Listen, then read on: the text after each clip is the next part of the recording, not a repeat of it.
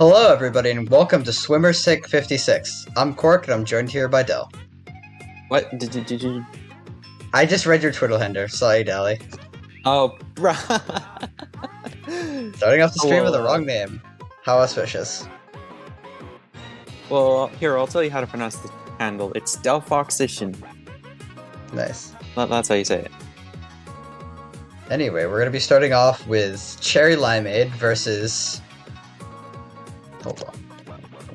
Charry Ratio. Limeade versus Ratio. Plus L, plus you fell off, plus you died.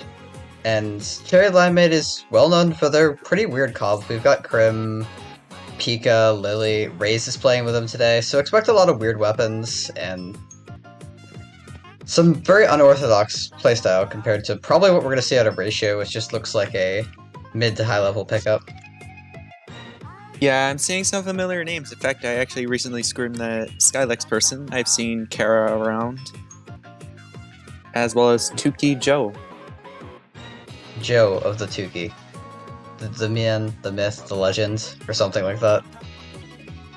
I was more about to say, like, the ultimate bait for the Joe Mama joke, but no. I was talking about lesson more on like that. people's habit to just say Tuki all the time. And we're going to be starting off with Splat Zones and the Humpback prompt track. Any thoughts on the map?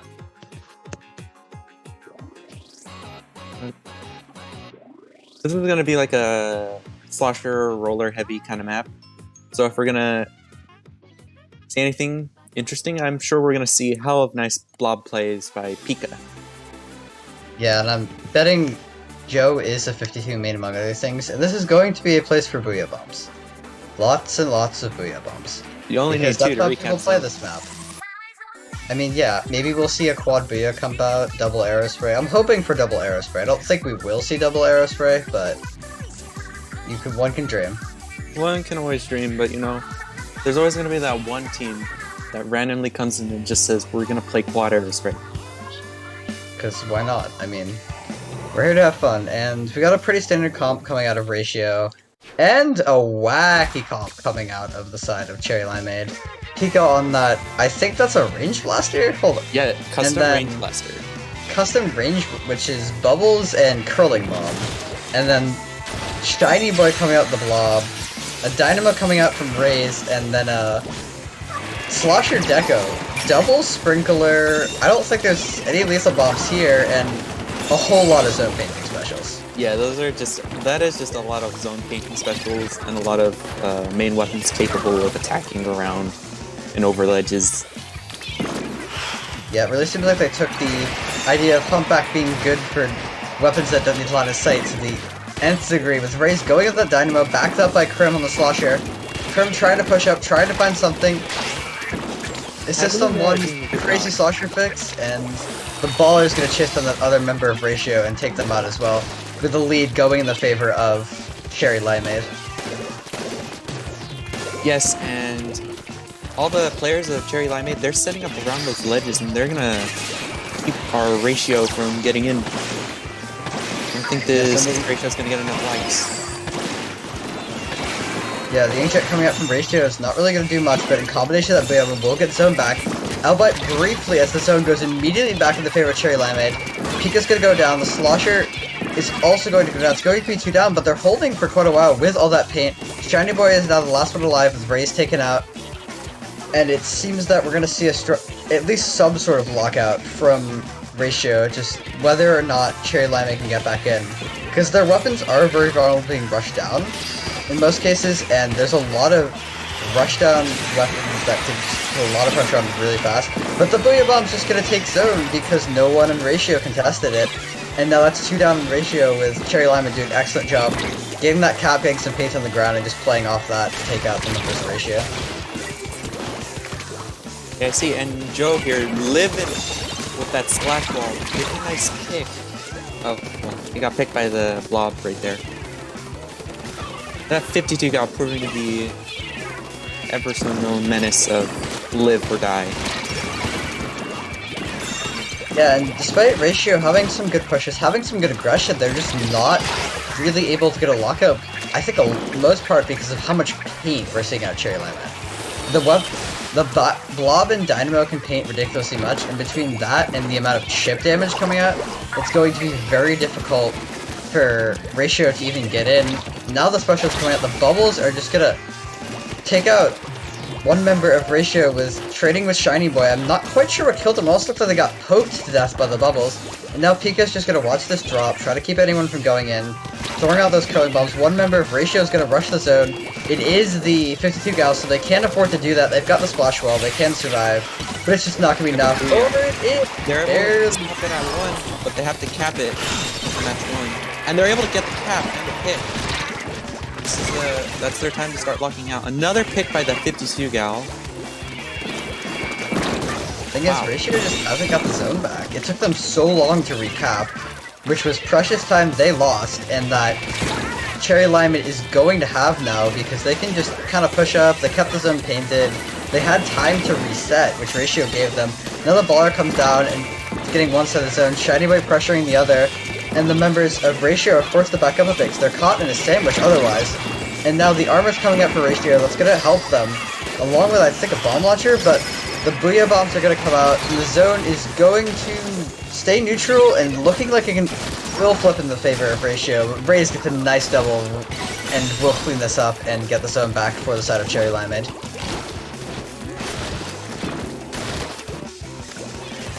Yeah, Raze in that Dynamo. That Dynamo's wide area of a horizontal flick is definitely did a good job getting the picks necessary and the paint on top of zone. Soon there, Raze is going to have another Booyah Bomb to help with defense against the 52 guys Booyah. Inkjet coming out from Kara. Booyah Bomb. I'm trying to retain the zone, but failed. Nice Inkjet pick. Also. But it's not enough. Game. Yeah, I think in most part it was just the sheer amount of control that Charry Limeade's comp afforded them. They might not have been able to be as conventionally aggressive as Ratio, running a very meta comp, but they could just poke around corners, they could keep everything painted, and that also, just, as we see from the K, enabled Crim to just keep getting picks. And from there, they just had so much map control. It was very, even when they were forced back, they kept enough control that it was very easy for them to reset, take zone back, and just keep ticking that timer down. Naturally speaking, I think Ratio was having a difficult time approaching them, because, as you said, all the chip damage and ability to hit over ledges that does discourage people from wanting to push. But we're moving on to our next map, which is Tower Control Sturgeon Shipyard. Do you have any thoughts on this map? I mean, I think we're going to see little to no change from the side of Ratio, except for potentially bringing out a missile weapon, because that is helpful in tower if you need to get people to tower in conjunction with that Booyah Bomb. On the side of Charry Limeade, I wouldn't be surprised to see if they go a little more aggressive, because it is a bit of a tighter map, that they could be more easily rushed down compared to all that open space they had to work with on Humpback. But I really can't predict much more than that, because they're all over the place. I think Pika's been dabbling in Undercover Brella somewhat recent, so maybe we could see that come out, which I'd really like to see on tower, because Brella's on tower can be a little unconventional, but incredibly annoying to fight if they're just sitting on tower blocking shots. I'm thinking about that time when I played Kunder and I made so many objective pushes from 50 to 30 just because I sat on tower. Kunder would be nice to see. You don't see him a lot, but carried by its kit. Amazing weapon. I mean, it's amazing what two like pieces Pika can would do bring to a out weapon. Kunder. Because, who knows, we might see a Vunder channeling the speed of Kraken and Mare or something. Vanilla We're Undercover. going to be going right into this match, and hopefully we see a suitably wacky comp out of Charry Limeade. And, well, looks like more adjustment from Ratio than I expected. That Tri-Slash coming out, and quite the crazy comp coming out yet again from Charry Limeade. E-Leader and Dynamo double backline, and Pika staying on that custom range blaster, and Crim upping to move over to those B-Dapples, which are gonna get them beacons. They'll know where their opponents are, they'll have jumps, and that bomb rush is going to be very helpful, both offensive and defensive tool. And Dapple's main weapon just shreds a lot. It shreds a lot, Unless but you also die. it's, yeah. 2 down on the side of Charry Limeade. Ratio, well, I think they just ratioed everyone, except for the E-Leader. And it's a good thing that they're starting to get control of tower now, but oh, looks like something stopped them right there. I think it was the Dapples or the range. I dare say they didn't check all their beacons, and then half the team of Charry Limeade just comes out of nowhere, takes them out. They will finally secure a foothold, but it's a tenuous one. Kivik almost falls into the void, and Skylex is going to be painting up, riding that tower, missiles coming out for Ratio, but Charry Limeade's not in a great position, but they're... Or I take that back. They are a defensive stance, but they did get 2 picks off that, and that's going to be another one down. Joe, the last one standing. Pika will miss the pick, and then Joe's going to get a double, looking for that triple. Doesn't get the triple, the fast dually dodge roll, saving Crim's life, and the E-Leader providing the necessary cover fire. That's going to let Charry Limeade reset, pop that ring to push back in mid, and this is looking like a good opportunity for them to push here. Yeah, as long as they start watching the flanks. You see that Tri-Slasher is already up on one of the spinners, so they immediately called it out and started watching it, but 2 fell down to missiles, someone's jumping in. Crim with the beacons. Joe getting a pick on the range under the bridge. And now the Dapples got too close. Unable to finish the Tri-Slasher off. Yeah, and as much as we saw Charry Limeade kind of have that good that scrappy defense coming from places where Ratio didn't think they were, Ratio seems to really have got set up. It's only the back-ons left on the side of Charry Limeade. The raises seems to be sharking around like you play a more short-range roller. The first checkpoint has been broken and quite significantly cleared by Ratio, and they're pushing the second one, which is this breaks. This is likely to give the E-Leader gets a critical shot, slowing them down, but it's not going to be enough. Crim is the only one left, gets 1, gets 2, and that's going to buy them just enough time for the blaster to get set up, or not, because Kivik's just going to laser them. And, I mean, that was a good game from both sides, but I think Charry Limeade they went even slower with their comp than they did the time before, and Ratio seemed to take advantage of that and just play really aggressive and run all over the map. Yeah, weapons like E-Leader and Dynamo are really slow weapons, ranged lesser too. The fastest weapon they had was the Dapples. If they had opted to run something, if they had opted to keep the Blob instead of the E-Leader, I think they might have stood a better chance. But, well, in the past, Ratio did a good job prying off that slowness with their aggression. And now we're moving on to Clam Blitz Piranha Pit, one of my personal favorite maps and modes. Well, you play CJet, don't you? So, you just go to Stingray across the whole map, right? Exactly. That's exactly what I do. I don't think we'll be seeing too much of that, because unless someone on Ratio's got a pocket CJet, I wouldn't expect to see one up from either team, considering what I know about Charry Limeade's players, and just how weird they've been playing. I mean, we could see a repeat of a similar comp. It seems Raze is comfortable with Dynamo, and Pika is comfortable with that blaster, so it's likely we'll see this again, especially because custom range on Clam's Piranha can get a lot of control locking the opponents out with both the bubbles to push in and then just be able to fire up onto the snipe areas that would be used by the defending team once they are picked off and trying to return to the match, or to the basket.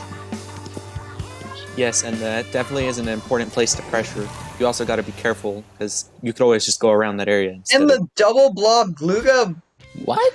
Dynamo, I am here for that, because one blob, Pika is, like, well-known for the aggressive blob, playing the kit for it, and then we've got Shiny in a more supportive blob build.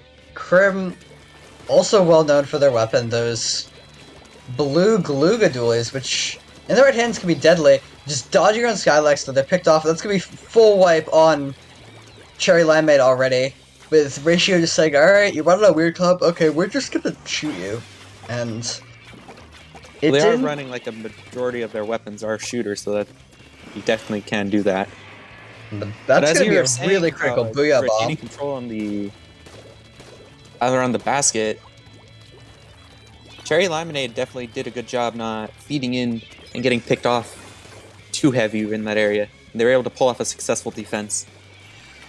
Yeah, that was a really well-placed Booyah Bomb, forcing half of Ratio into that corridor, getting one of them picked off, and just, it slowed them down a lot. Now, Shiny Boy's going to be looking for picks, almost gets the mine kill, getting another, and that's going to be a huge opening for Charry Limeade. The splash is still there, but they're going to run them over, and Or the spot. Okay, there They got a looks like that trade. 2 different people came from behind against Charry Limeade, which is a little unfortunate, but they did get down to 60. I don't think they're going to get that last climb in unless they pull off something crazy. But we're seeing just how fast both these teams can move when they're ready. And it's impressive how fast Charry Limeade's moving. With that comp, it looks very slow, but they're making it really fast, and it does seem to have so much paint that even if they don't have weapons that ordinarily move fast, they can just move up really easily. Yeah, Blob is one of those weapons that paints a surprisingly large amount. Combined main power up with it is it's gonna paint zones like it's nothing. Though this isn't zones, this is a clan blitz. But you have two. They have 2 of them, and with painting specials too, so they can fight for control safely and paint a lot. Yeah, it's a good 2 down. Excellent in Inkjet, and really good Booyah Bomb placement for Raze to take advantage of it. So in the ensuing chaos, Charry Limeade will go 3 down, but so will Ratio, with Pika just going off here, taking out 3, going for the last one, clearing them, and then runs right into the knot. Oh, that's unfortunate. I think they thought they were somewhere other than they were, but the rain came out, the knot's gonna be pushed back by Krim, firing away, and this is... Once they just get the right opening, this is going to be, I think, devastating for Ratio once Charry Limeade can push in, and... Though for now, Ratio holds on, Charry Limeade has gone 2 down, they're gonna have to reset again, but they've kept their side of the map and then some under their control, and I think that's going to be important for the rest of this match, and Charry Limeade eventually having the opportunity to move in. Yeah, and a lot of things. The match just seems to be gone neutral right now. Charry Limeade's been pushed quite a bit back to their basket-ish area. And both teams are just waiting for the right opportunity, just kind of expending specials, just trying to make something happen. Krim makes something happen with a pick, pop in an Inkjet, and put more... Ooh, an Inkjet duel! Inkjet's down. More pressure down into that useless. Now that... Holy crap, they got it down to the 24. That was an excellent push. As we saw the Inkjet fly out, they just dunked clams left and right, taking advantage of pressure. And now Shining Board and Raze are still going to hold mid. They're not going to get wiped. They're going to keep Ratio from really getting map control back, which is going to be critical in this last minute and 10 seconds of the game, because that's not going to let Ratio move up at all or try to get a push, or if it does let them move up, it's going to make Ratio use far more resources than they would have liked to do so, and every time, the more time they have to spend using resources to just get back into mid and have that control set up a push, the more time the timer ticks down, the closer we get to overtime, and the less time that Ratio will have to push, and the less time Charry Limeade is going to be forced into a hard defensive stance. But Skylex is sharking there, that none of their teammates are there to follow up. They must have just been pressured away by Charry Limeade, and they're spamming this day, but their team just can't go because of the blobs and the dynamo. Yeah, when you're getting pressured like that, it does make it difficult to jump to an area like that. Though unfortunately, Skylex should have probably just jumped right out right now, because their team needs them to help fight for mid and control before they start going for another push. Skylex did just that. And well, Ratio right now just needs to get a few picks. They need picks on the blobs or the dynamo to get in. And they're able to get one, but it's a trade, unfortunately. The Shiny Boy rushing in for a trade. It's the Glue Guys versus the K-Shot, and it looks like the Glue Guys came out on top. Yeah, that was a critical trade of the blobs there. Making sure that the member of Ratio went down with them instead of just going down themselves and potentially putting an opportunity for Ratio to push. But after that, we saw Joe go in, but Crib was just waiting there with the laser, the duel is, and that was the game. A really well played game by Charry Limeade, just keeping control throughout the entire match, and they might not have had as many KA, I think not quite as many specials, but just map control. They had area control because of all the damage they had, and they just had so very much pain. Yeah, Charry Limeade, they definitely did a good job. You're right, they did do a good job with the control, the chip, the paint. That was just epic. it is really nice to see, with as much as people complain about a stagnant meta, to see people do the opposite and do so well with it. And I believe with that, we're going to be going a short break. Please stay tuned for round 2 of groups coming your way in just a few minutes.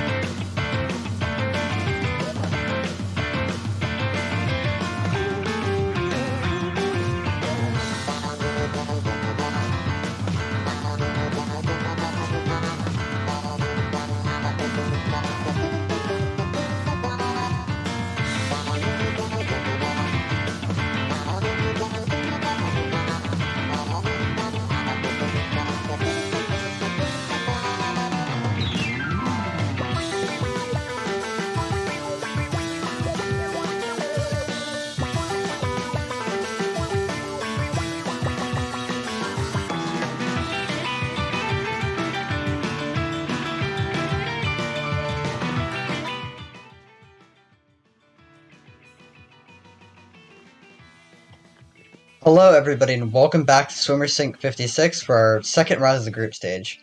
Today we'll be seeing Intimidation Factor versus Demon Hunters. And the first map and mode is Rainmaker on Snapper Canal. So I'm not too familiar with either team. So Cork here will tell us a bit about them. Tell us a little bit about these teams? I'm vaguely familiar with both. Intimidation Factor's had some good low ink runs recently. I think they're I'm not sure they played Ludi. They're probably around Div 5 or 6. Demon Hunters, I believe. No, they might be a team that won low ink recently, but I don't have time to check. And there's a bunch of other teams with similar motifs that sound the same. So they could have won a low ink, but they're around the same level, Div 4 or 5-ish.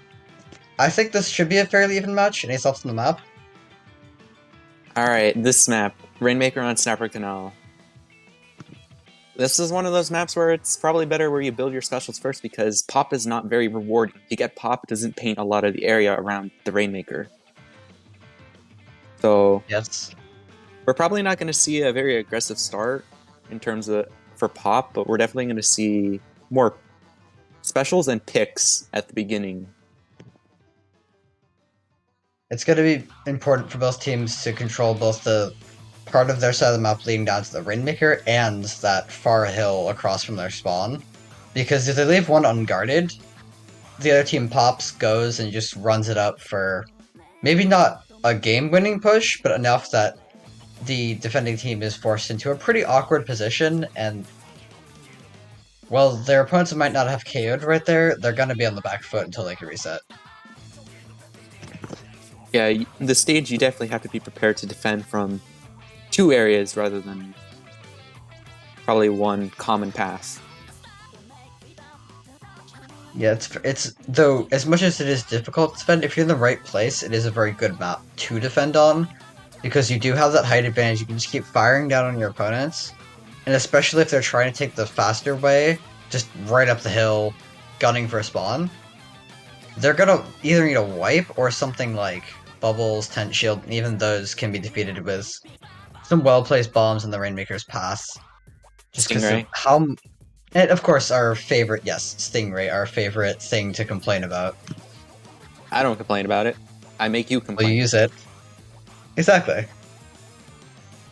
And with that, let's see just how many Stingrays we'll have in this match. My bet's on 12. Yep. 13. Alright. We say this and we're gonna have if no there even Stingray is a left. Stingray. And we have a Charger There's coming one. out, which is nice to see instead of Siege. So one thing, I don't think we're seeing 12 or 13.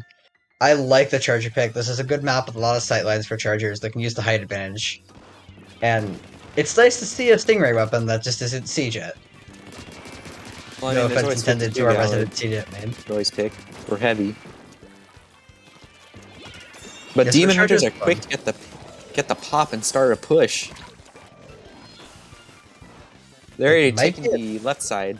Okay. They're jumping into the bunker. The Charger's there to stop the Rainmaker with a few tap shots. Look at defense by the Charger. Yes, and it felt like a bit of a rushed push by Demon Hunters, but it seems like they're confident. They're just going in with specials, not really trying to court them too much. They're just going one special after the other special, and that seems to be working. They just painted up, got two down, grabbed the pop. The bomb rush is coming out, but the Rainmaker's just walking in front of it and gets all the way to 33 before anything can stop them. With Intimidation Factor now looking to set up, but that's Slosher's everywhere. The Knot's going to try to get a pick. They just don't have the right angle. The Slosher's nearly going to pick them off. Another member of Intimidation Factor 5 taking them out. Another member of Demon Hunters runs for the Rainmaker, is taking out themselves. Teostar forced to back up, set up the defense. And Intimidation Factor's probably got to burn some of these specials just got to get back into the mid the way we're seeing Demon Hunters playing, which is going to be not great for once they actually have to push up. Yeah, and it seems like the...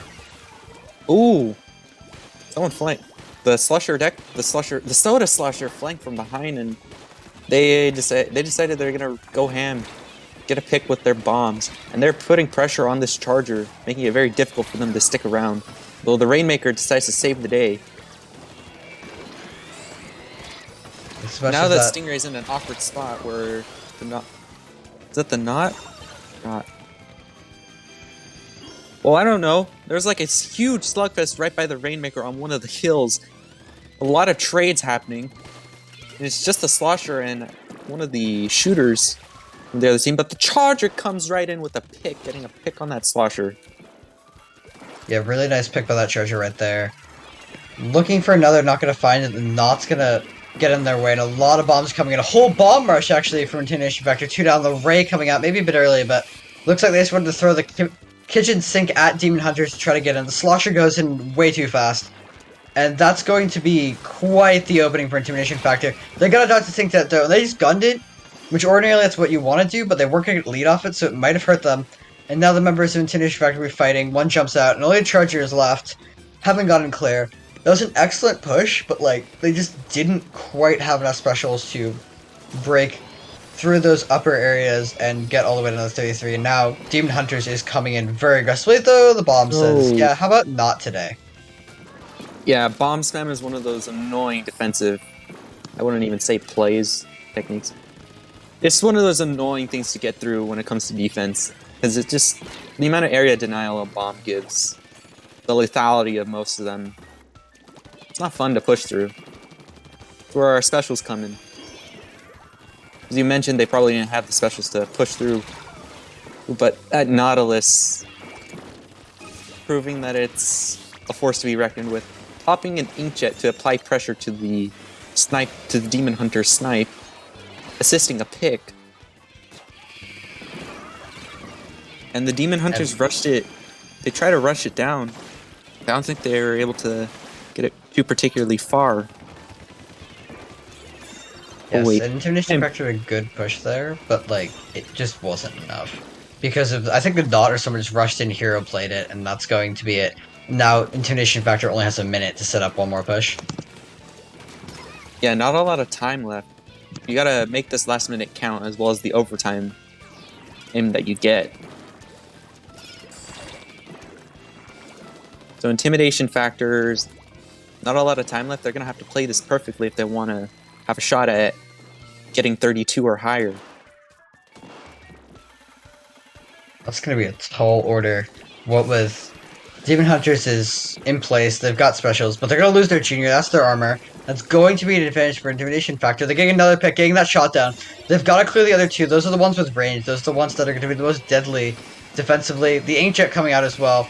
Intimidation Factor can't die here, but they take the Inkjet down. The Bomb Rush coming in. They're dodging that too. It's not going to be enough, but the Burst Bombs are just going to... That's going to be it. The Slosher going in with the Burst Bombs, last-ditch effort to try to stop it, and it's enough, and that's going to be nearly a full wipe, and the first game for Demon Hunters with an excellent defense at the last possible second. Yeah, it only took one special to really turn the tide into their favor. That Slosher wasted no time with the Burst Bomb Rush. They really rushed in and stuck the Rainmaker in behind a wall. It's worth noting that Intimidation Factor did get a lot more KA, but it seems that Demon Hunters, they had that huge early burst of just getting picks and charging forward, and from there they just got the picks that mattered, and even if they didn't get picks, we're just keeping Intimidation Factor from pushing up, and that won them the game even if they weren't as aggressive the entire time. Sometimes all you need to do is just secure one lead and play defense for the rest of the game, though. I don't advise that, because it's probably better to keep pushing, even when you have the lead. But anyways, we're moving on to Inkblot Art Academy on Splat Zones, which is a very good charger stage. You can get set up on that top mid area, just watch all over the plat. It's all about that plat control. Yeah, I think it's going to help Intimidation Factor playing a map like this where the Charger is so powerful, like you said, especially if they bring out that Fire from the Spot Charger with a Bomb Rush and that wall to control so much space. Conversely, the other main difference in comps we saw was kind of the Charger versus the Slosher, and I think if Demon Hunters does bring that Slosher out, it will be quite an advantage once they can get a lockout, because they can just sit under ledges and camp teams out, and a map like Inkblot with those very high ledges, the Slosher is going to be able to feel that they can reach all the way up them and control a lot of space that way. I was thinking that. A roller could do the same thing as well, though I don't think we're going to be seeing something like a carbon roller anytime soon yet. Or at least from these teams. And let's see how accurate our predictions are. I mean, it's not like we're betting on the team comps or anything. I mean, I hope you're not. But yeah, we do actually see a change, and I think a good one for Intimidation Factor. Nautilus switching over to has a sloshing machine, which is going to have a little more paint from those fizzies and a lot more area control. And then a V-Jet coming out, which I'm kind of surprised by, but maybe they just wanted the extra paint. That's going to be already one pick going down on Demon Hunters and Intimidation Factor, losing 2 of their own, actually, and I think Demon Hunters will get the first cap here. Yeah, they definitely are wasting no time trying to get a little bit more control into the plat. Demon Hunter needs control of the enemy plat, and they're not going to waste any time. Armorer's online for them right now, too. But the zone flipped in favor of Intimidation Factor. The Jet Squelcher also got set up top, which is very important for them to take control of. It might not be as long range as a Charger, but it's still important that you have something that can reach all over. But the Slosher, there's already... I think they got rid of it, and now is a good time for Demon Hunters to start pushing into the Intimidation Factor's plat. Yeah, they've got an opening here. They do lose 1 member, so it's not going to be the crazy lockout they want, and it's looking like Intimidation Factor, once they maybe charge 1 more special, is going to be able to counter push here, but they lose their machine, because both teams are just kind of throwing bombs at each other, not really going for something with too much commitment. And that's going to be 3 down on Intimidation Factor, which they had the advantage, but they just didn't move in the right way, didn't quite have the specials ready to go. And that's going to cost them a lot. Losing their junior now, no armor left. They just got the splash down to the specials. The Jet jumps in, is immediately picked off by a member of Demon Hunters, and this is looking real rough. The splash has got to get the Slosher, but Slosher dodges them really well. Getting another bomb rush ready. There's only 2 members up for Intimidation Factor. This is going to be a very quick KO. Yeah, that was a very, very quick KO. It might have not been the lockout that they wanted, but it was a lockout, and they succeeded in keeping the pressure on the enemy plat. Demon Hunters really said, no, my plat, not yours. No, it technically is Intimidation Factor's Intimidation plat. Factor was always kind of scattered. Like, maybe not player staggered, but they didn't get that in the end, but their specials were staggered. They never had the right combo they could move up with. Maybe they had missiles, but they never had an armor or a bomb rush to push up with it. And even if they had bomb rush and missiles, they might want that armor just because their bomb rush would be exposed. And a lot of times they had a special and splashdown, but like the machine just couldn't get in to use that splashdown effectively, so they were just stuck in plat, trying to get some picks with their main weapons, but Demon Hunters was just like, okay, you're rushing in kind of desperate, we'll just take you down. Yeah, well, Splashdown unfortunately is more like half a special because it just easily get cancelled. So, moving on to... Place it, right? Well, unless you jump in, then it might actually do something. Yeah. I don't know. Well, moving on to Tower Control on Monte Maria. This isn't really a... This is more of a Splatling map than the Charger map, and I don't think we'd be seeing a Splatling that isn't Nautilus. I think from the backlight on Intimidation Factor, we'll either see go back to the Charger or that Ray, or kind of keep it the Jet theme. But I wouldn't be surprised to see the Jet come out, or rather the Charger come out, because they were having trouble with the Jet. They lost last game of it. They might be like, alright, I'm not really comfortable with this. I'll go back to Charger. And then I'm thinking we'll see the machine go back to Splatling, because otherwise they'll be at a bit of a range disadvantage, and they might just, again, they lost with it. They might not feel comfortable. The machine could be very good here. And with that, we're going to be going into the next match. Now we're going.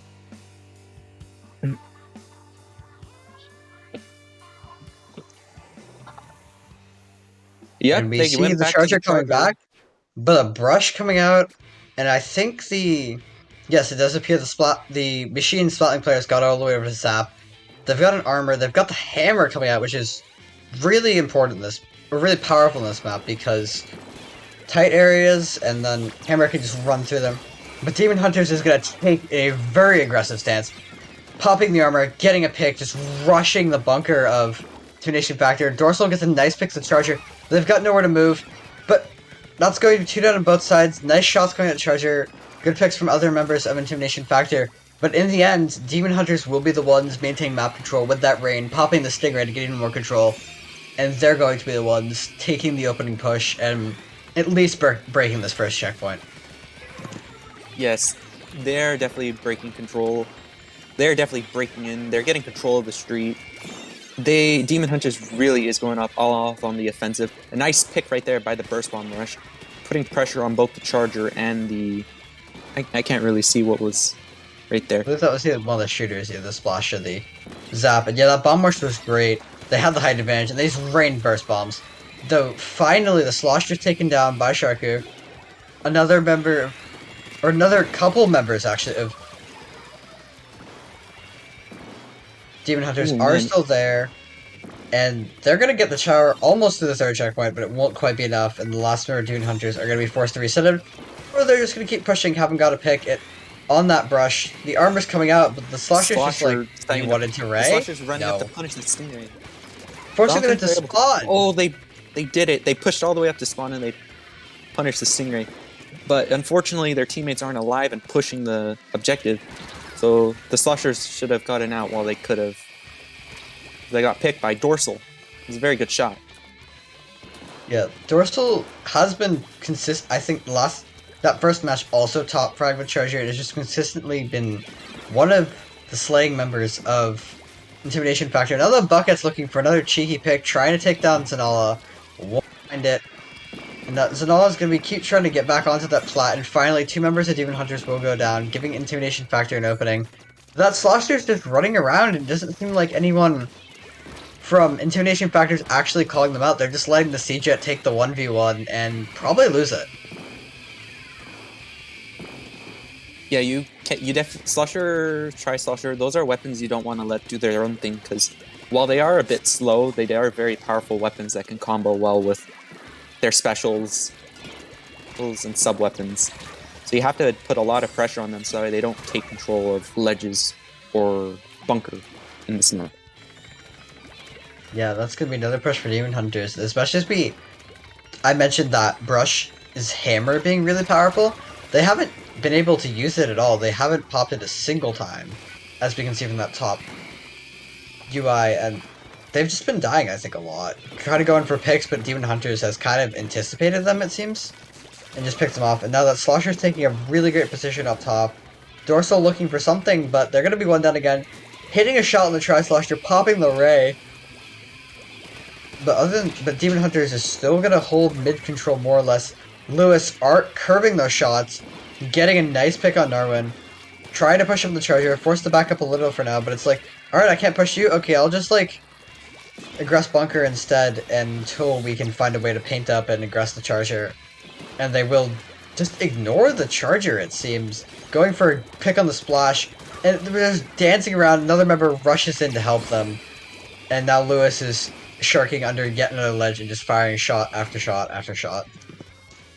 Yes, Louise proving why Slosher is a very powerful force to be reckoned with. He had very good movement skills, staying alive against a shooter, which that is a feat on its own. Shooters definitely beat Slosher in 1v1s in most cases. But Louise is proving otherwise. And while it looks like Intimidation Factor is trying to get some control, popping armor to make a play happen, they have to chain it with another special or find a pick. If they can't, then this push might not work. They're getting past checkpoint 1, which is important. A very good pick by the Stingray right there by Dorsal. Now they just have to check the Dorsal on the second checkpoint. Yeah, and that's Slosher's taken down right before they can rush the check. But another member of Demon Hunters rushes onto the tower, sends it back the other way, and I don't think they got picked off. So that's going to be really dangerous for Intimidation Factor. The hammer coming out, trying to clear the gap, doesn't, and if that hammer had cleared the gap, that could have spelled doom for Demon Hunters, but instead, they're picked off, and then the Stingray comes in and keeps that last-ditch effort from Intimidation Factor from getting anywhere. Yeah, I think a bomb picked off the hammer at the end. The hammer wasn't able to go through the hammer doesn't really go through walls, unfortunately. But they did do a good job putting pressure on the street. It's just unfortunate how the end happened. I think intimidation factor was a bit low on numbers to defend that last push. Yeah, it's interesting to note that Charger had. The Zap got a lot of KA on the 17 dish factor. A fair amount was probably armor assists, but they were playing quite well. Other than that, the Charger managed to outfrag both of what we consider probably consider the primary slayers on intimidation factor, which kind of shows how that in close range it seems Demon Hunter's players just generally were a little better and were supporting each other a little more, whereas at Charger range they just kind of got picked off. Yeah, the Charger was definitely displaying its defensive ability by staying alive, getting picks on defense, and some on offense too. Like that Stingray pick on the bunker. I like that one. It's always nice when you get those Stingray picks on close range. But we will be taking another break, and we will see you for round 3 of groups.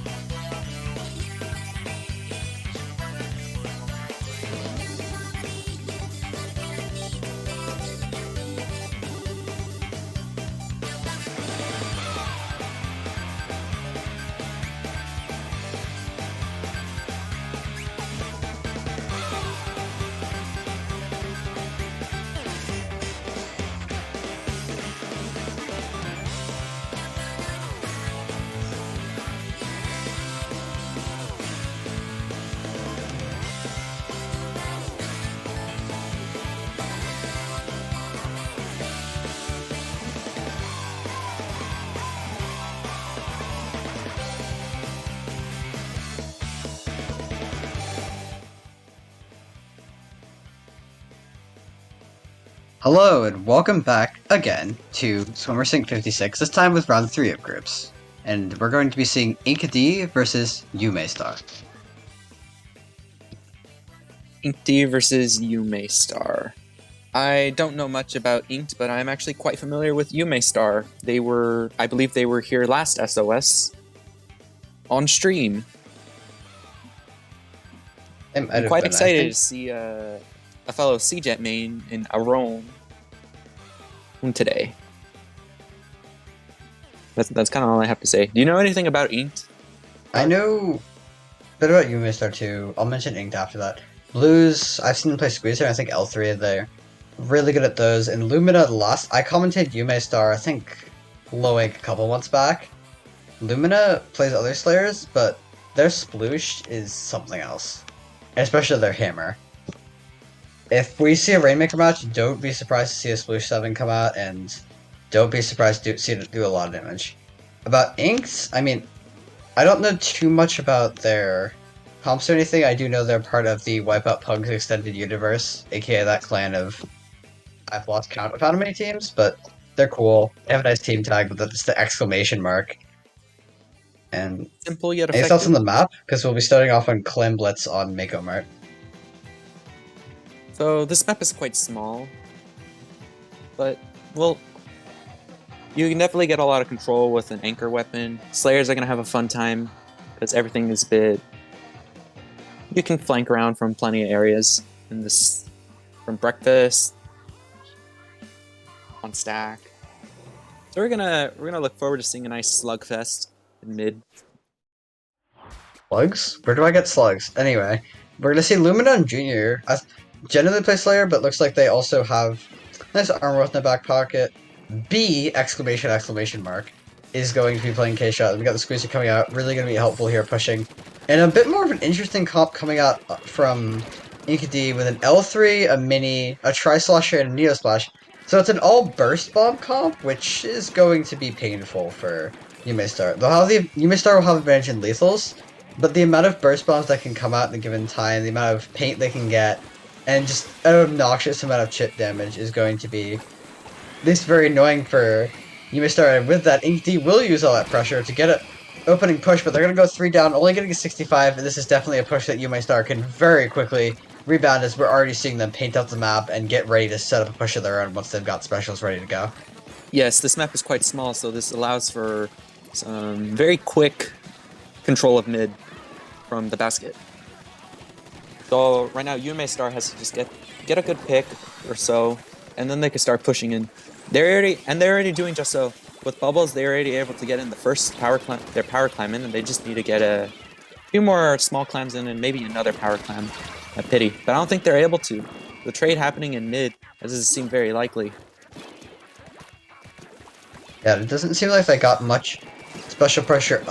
They got bubbles and armor, but they didn't really manage to clear the upper area behind basket, which just allowed Inkd to step back, throw some bombs, and take some shots with the long-range weapons and stop Yume Star on their tracks, because they might have gotten a little too fast. The Yume Star's turning right back around, taking down 2 from Inkd, and Inkd's only scoring 3 more points on the board. They've got control of one of the stacks, but it's going to be a standoff with Yume Star as they now start to throw some burst bombs, start to try to push up, and they've got the map control to make a move here, especially with having Yume Star having to wait for Mercy to respawn. But Yume Star just backs up, waits for the Mercy to come back, and then gets a couple nice picks. The Ray comes out, forces a jump out, forces them to drop the power clamp so they can't be tracked. And now, once Yume Star can just pass around some clams and have that power ready, they're going to be able to get a score here, but the missiles are going to stop them in their tracks, and that's going to be the end of the push for Yume Star. Yeah, I think Yume Star was a bit too... I believe Yume Star was a bit too slow in terms of shuffling clams, but Ink is already... They already opened the basket. They haven't been able to really put any more clams in. But that really slowed down Yume Star from making any more plays. Yes, Blue here trying to apply some pressure with the squeezer. Trying to corner one of the missile users of Inked, though they aren't aggressing that too much. They decided to retreat to stack. And Yume Star, well, they might have been able to push back on Inkdy, it does seem to be that Yume Star can't actually get a solid push. Did I say that? I'm gonna eat my words. They're gonna dunk Clems just like that. The commentator's curse. Bringing Yume Star good luck, getting all the way, and that's gonna be... Oh, not the All KO, the way because they're out down of to clams. 4. But 4 is going to be more than enough. Because most of what we've seen out of Inkdy is a lot of short, kind of scrappy 10, 15 point pushes. But they're gonna have to get a big one here. Though, looks like they're gonna do just that. Pushing that up might change really right here. hard, throwing burst bomb after burst bomb after burst bomb. And this could be what breaks them through. But they're short on clams, and they lost a member before Yume Star lost everyone. I think that's going to be the push, and it will be with some dude still coming out of their spawn. Yeah, well, that was still a good attempt at a counter push. Though I would assume that though with just about a minute left, this could go either way. Ink would probably be best that if Ink got a KO, 2 power climbs and a small climb in, while Yume Star just needs to open the basket and win. They got a hefty penalty, so it's going to take a monstrous push to KO, and I don't think that's really the best thing for them to do right now unless they have a really good opportunity, because if they don't quite do, they just choose through some penalty points instead. Inkdy will have the opportunity to have that pity clam and push up quite aggressively, and all they need to do is, if they have the pity clam in addition to the one they already have, as long as they pick up the current one, and then they dunk one more clam, that would be game for Inkdy. So it's in Yume Star's probably the best play for them is to just pick off a couple members of Inkdy and hold, and they'll do just that, camping a jump. The Tri-Slasher comes out of nowhere, but it's just lit up by Blue, getting another one, and Yume Star did a really good job, like, team-firing those last 2 members of Inkdy, throwing the Clems to get the power to finish the game, and that's going to be the first game for Yume Star. Well, they seemed on the back foot for a lot of that match, so that was an excellent comeback. Yeah, they definitely did get pushed back at first, but they were able to figure out a way to get around all the burst bombs and chips from Inked and win, which is a very good comeback. It's really well played. They got one push, but it was a devastating push. Maybe not one push, but they got the one devastating push they needed, whereas Inkdy was just like, alright, we'll keep pushing and get 10 points here, 10 points there, but they never really solidified a strong position to keep throwing Clems in and get down to the kind of points that Yume Star managed to. Yeah, Climb Blitz is more, you gotta coordinate a really good push over these small pushes, because these small pushes aren't really gonna matter that much. It's the big points that are gonna matter. But moving on to Rainmaker on Muscle Forge Fitness. This is I'm not really too big a fan of this map because it can be awkward to Stingray, but good Stingray is a good Stingray. I dare say we'll see that CHN again, because there's nothing you like more in Rainmaker than just be able to stop your opponent's push with a well-aimed laser. And I also think we're gonna see that Sploosh 7 out of Yume Star. Like, oh yeah, Luna it's coming the on perfect. that Sploosh 7. It's Rainmaker. It's a cramped map. And those factors together are gonna let the Sploosh 7 give the Rainmaker so much ability to just push forward off the paint and the hammer and all that. And the Sploosh is gonna have a really good environment to get picks here too, because it's close quarters in a lot of situations. They can just pop around the corner, shoot someone, and keep moving. And the hammer, similar to say Manta as we mentioned in the last set, there's some narrow areas here, which the hammer can just clear the whole place, and it's gonna be a lot harder for the enemy team to scatter out of the way and shoot the hammer. Yeah, the hammer in the trench definitely sounds like a no-no area to be in, if there is a hammer in there. But I'm more wondering, is this hammer going to get like a really epic hammer snipe, you know? Are they going to be able to throw it over one of the walls and pick someone off? I mean, we'll see, but I've seen how much Lumina can do with just the non-thrown hammer. I don't know if they will throw it unless they really need to. And no hammer. As much as I hyped it up, I'm kind of surprised, but it seems that Blue wanted rather be... Lumina's rather gonna stay on the armor weapon. I thought it was someone else. But that way they will have the armor, which is probably going to be helpful to them against the really high damage comp we're seeing out of Inkdy between the Tri-Slosher, the Nautilus, and that 96 gal They're gonna have a lot of damage and a fair amount of paint too, and they're gonna get a really aggressive opening. Then they're gonna hopefully get the Rainmaker around the corner, which is when it really starts to snowball.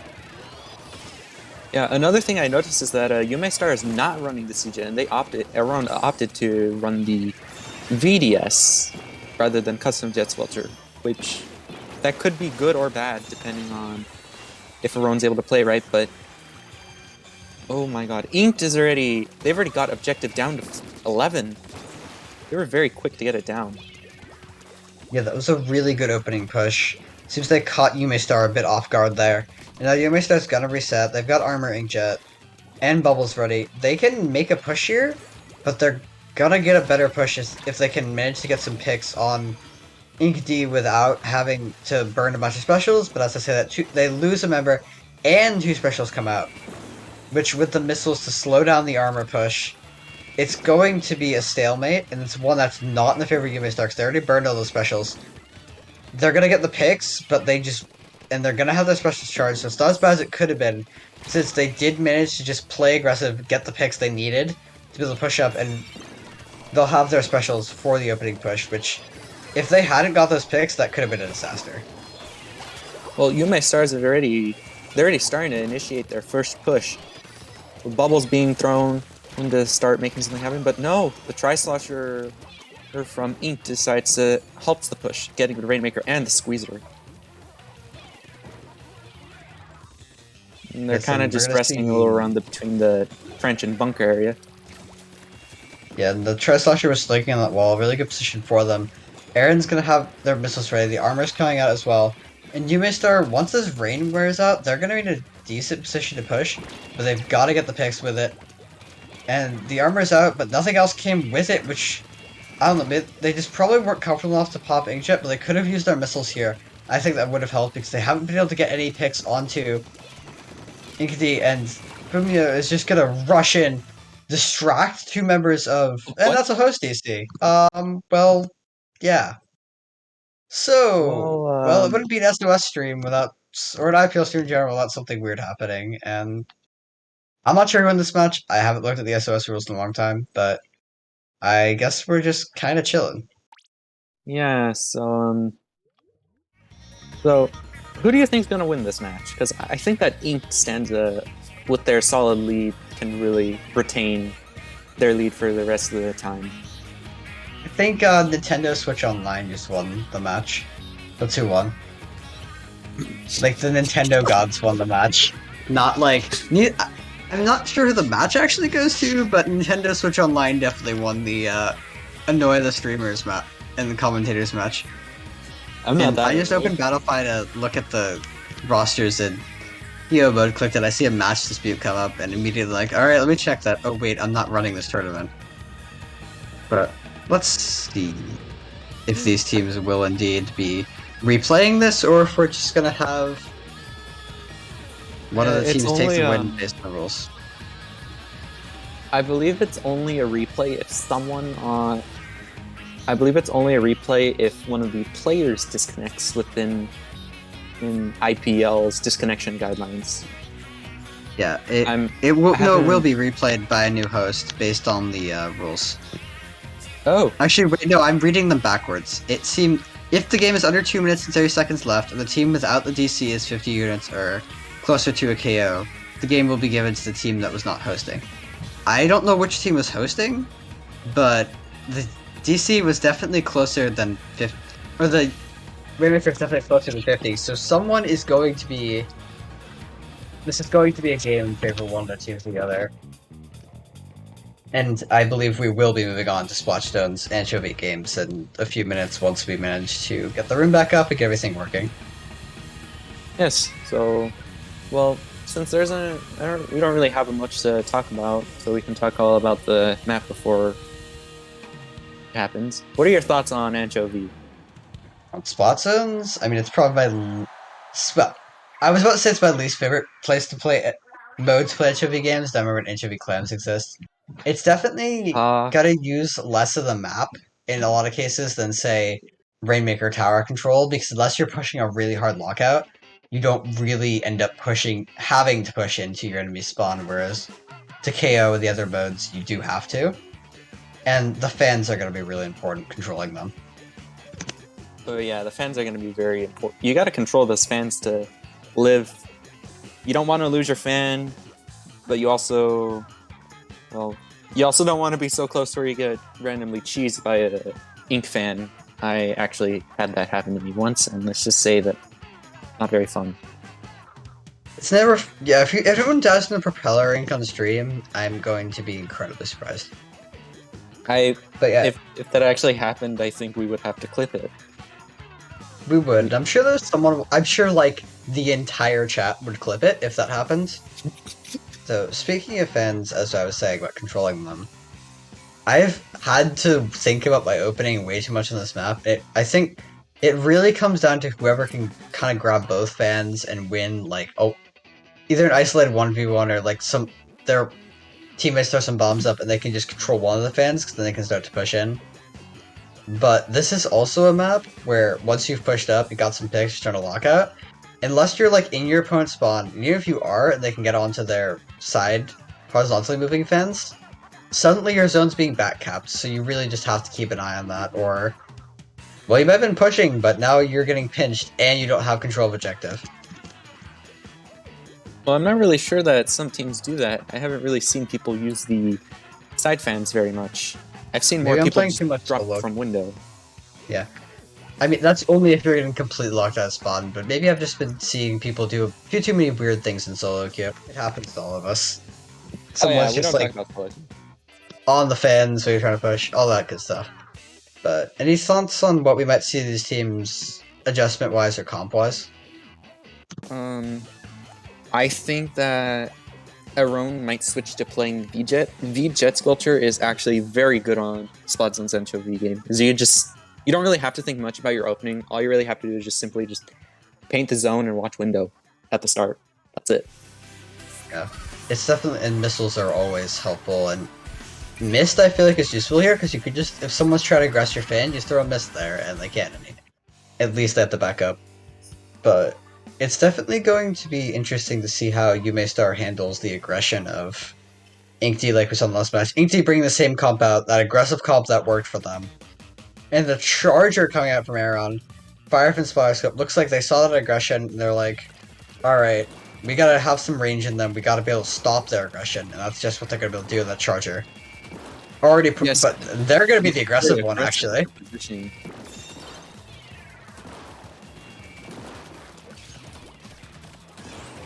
Yeah, that charger pushed up very far. They already jumped off their fan, and well, they weren't able to get any picks, but they were definitely able to scare off Inked. But Inked has recovered very well. 1 armor and 3 picks. Now they're getting control of the street. That is a delayed wipe right there. This 96 gal made a very valuable contribution with armor and 2 picks. Yeah, now that was Inked a is really in a good... position to start the lockout. Yeah, it was a really good opening push. We saw there Inkty just kind of backed up from Yume Star's aggression, let them get those 21 points on the board, and then just moved up, popped the armor, and now Yume Star's really on the back foot. I've already said too much, but yeah. Anyway, B looking for good picks, gets one, try to get another one, but it's going to be forced back by the other members of Inkty, and Inkty is just kind of sitting there. Or not sitting there, but they're sitting way up on Yume Star, and Yume Star is just trying to get in, but they're just getting shot at, and they really can't aggress because they don't have any of the right specials on. All they have is those bubbles, and those aren't great if you're going to get lit up, but that's going to be enough, because it seems like the members of Yume Star were just able to keep kind of pushing forward, painting up, and getting picks, and that will be the zone cap, but they've got a long way to go. Yeah, that was a very massive slugfest that Yume Star had to get through just to recap the zone. They were able to do it. They were able to do that, and that's very good. But now they have to think about their lockout phase. Lumina right here trying to get control of this podium. And popping armor. Now this is actually a good time for Yume Star to start locking someone out. Someone gets caught trying to flank from the window, and Inked is just down a player. But that doesn't matter to them very much, because they're putting a lot of pressure on zone and keeping it neutral for the time being. And they are able to get the cap. That was an excellent counter push by Inkty. We saw Yume Star still hold on, but once that rain started rolling in, it really let Inkty just push up, and get the cap, and now they've got a penalty to eat through, but it's not a horrible one. If they get a wipe here, that could very well be the end. But you start got two specials. They're losing their charger, which will hurt them, and having that range advantage that they probably wanted. Lumina is looking for something, and their armor is just... They're not going to be able to aggressive on it as much as they wanted. The Junior going down, they're losing a lot of their paint, and seconds left on Inkdees. The bubbles are going to come out last ditch effort, and it might be enough. They got one pick, but the rain comes out the best timing, and that's going to be the game and the set for Inkd.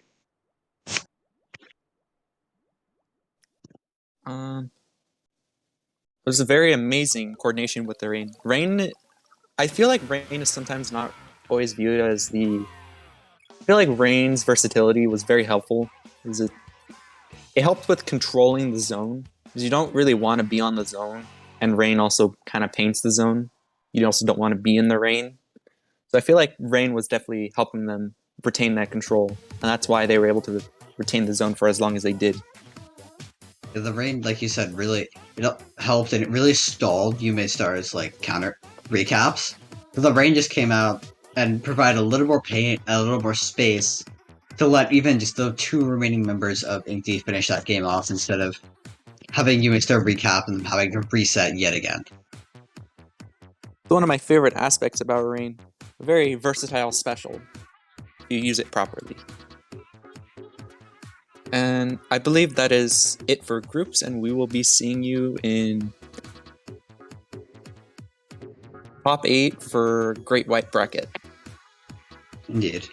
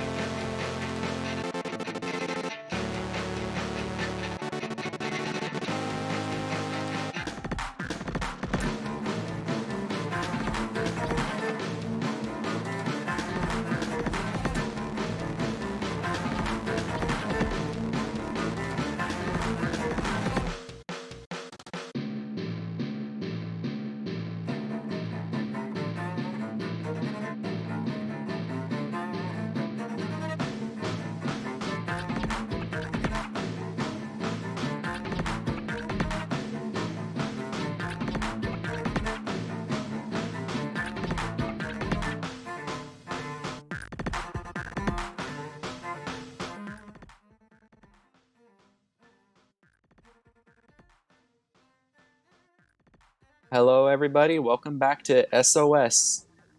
We are starting our first match of the Great White Bracket, and it is Ratas versus Operation Paradox. And I am here not joined by Quark, but I am joined by Cannon. Yep. So- What's going on, guys? It's your boy Cannon 2K. You already know, the best fire bunny in the community. You know what I'm saying? I'm here as a emergency sub. I think you said like Quark had to go or something like that. So I'm filling in for Quark here for this one match over here.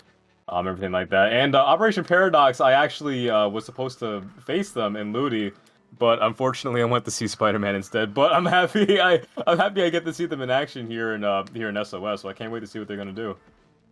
Well, later on this week, they're going to be facing against Campfire for third place Division 2. Really? Yeah. That sounds exciting. I know. I'm rooting for my friends of Campfire. Campfire has a Eevee on it, right? That's Or no, wait, that's Omega, right? Paradise. Okay. Okay, see, Omega's on Campfire. Yeah, there's a lot of Carbon Roller players. I can't help it. Yeah, but we got to divide our attention to Ratas versus Operation Paradox. Yes, sir. Can't wait So- to see what's going on. I don't know much about Ratas, or the rats. They just look like they seem like just a pickup to me, but I am a little bit familiar with Operation Paradox. I've actually faced off against them in Universal Splatoon League, and we met each other in the finals. My team lost, unfortunately, because Operation Paradox. But it's pretty nice. 'Cause- yeah, and Operation Paradox, like, I actually didn't know about them too much until I had to face them, and they are definitely a force to be reckoned with. Actually, I'm actually playing. I actually played in a solo match with Dan, who's actually like a pretty good K-Pro player actually, and he's very, very dangerous if he gets the right stuff going on.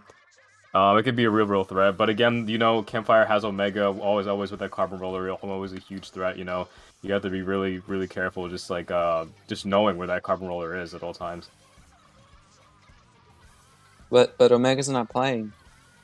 Omega's not playing, but that's okay. The rest of Campfire is still incredibly dangerous though, so people really got to be careful about what they're doing.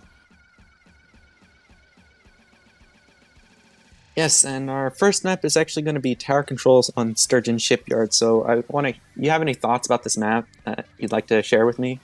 Yeah, the rotating platform, the bridge, that's gonna be really important for pushing.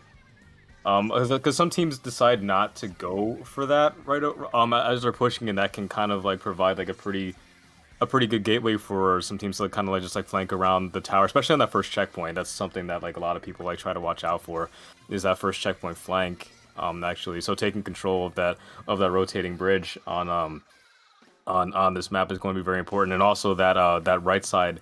Those right side grates are very important too. So it also cuts off another way for the other team to get to the tower. So it's really kind of just like spreading out your options. Just having two players like one on each side, kind of just to make a formation, like a kind of like a pack to protect the tower. Yeah, I agree. Well, one of my favorite spots for defense on that first checkpoint is actually the window. A lot of people will definitely be throwing a lot of pressure there, but if you're playing a charger, which you could actually hit the people at the checkpoint from the ledge, preventing you from going to the window. It's actually one of my favorite snipe spots. Yeah, especially if you have like an E leader too, you can be even further away just to just to be, just to be even more safe. Yeah, but I'm mostly expecting to see C-Jet come out at King. He's very well known for his C-Jet. Yeah, C-Jet. I feel like especially with the recent like shooter meta, like C-Jet's kind of just become like a staple. Like for like any backliner on like a team, like they kind of like have to like know how to like flex C-Jet, and it doesn't really matter which one either, whether it be the vanilla one or the custom one, because both Stingray and missiles are really good for disrupting any team, especially on tower control. When you're at a checkpoint, you either have to get off. Well, actually, you have to get off with both Stingray and Tenta missiles actually. So that's why like C-Jet's kind of just become like a staple at this point, or Jet Squelcher in general. Even I know about its stapleness. I play it, and Yeah. it's fun to play, but not fun to face. Yeah, I feel that to a really hard degree, because I myself am a frontliner for the most part. So whenever I see a Jet Squelcher, I just know it's gonna be difficult. Yeah, we will make the game difficult for you. Oh, wonderful! Can't wait.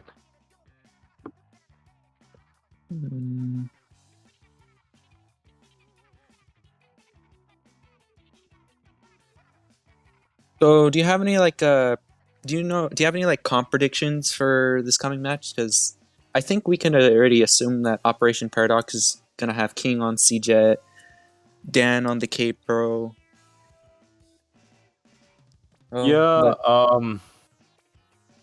Yeah, we're okay. So with the C-Jet, with the Jet and the Pro, you can definitely expect like either like a Zap or a Junior to come out. I'd probably say a Zap, honestly, because a Zap like is I think just will have more synergy with that comp, just because an Unzap can just be aggressive pretty much after it pops armor anyway, because it's just a better fighter than Junior, as well as probably as well as like another frontliner, probably like a K shot or something like that.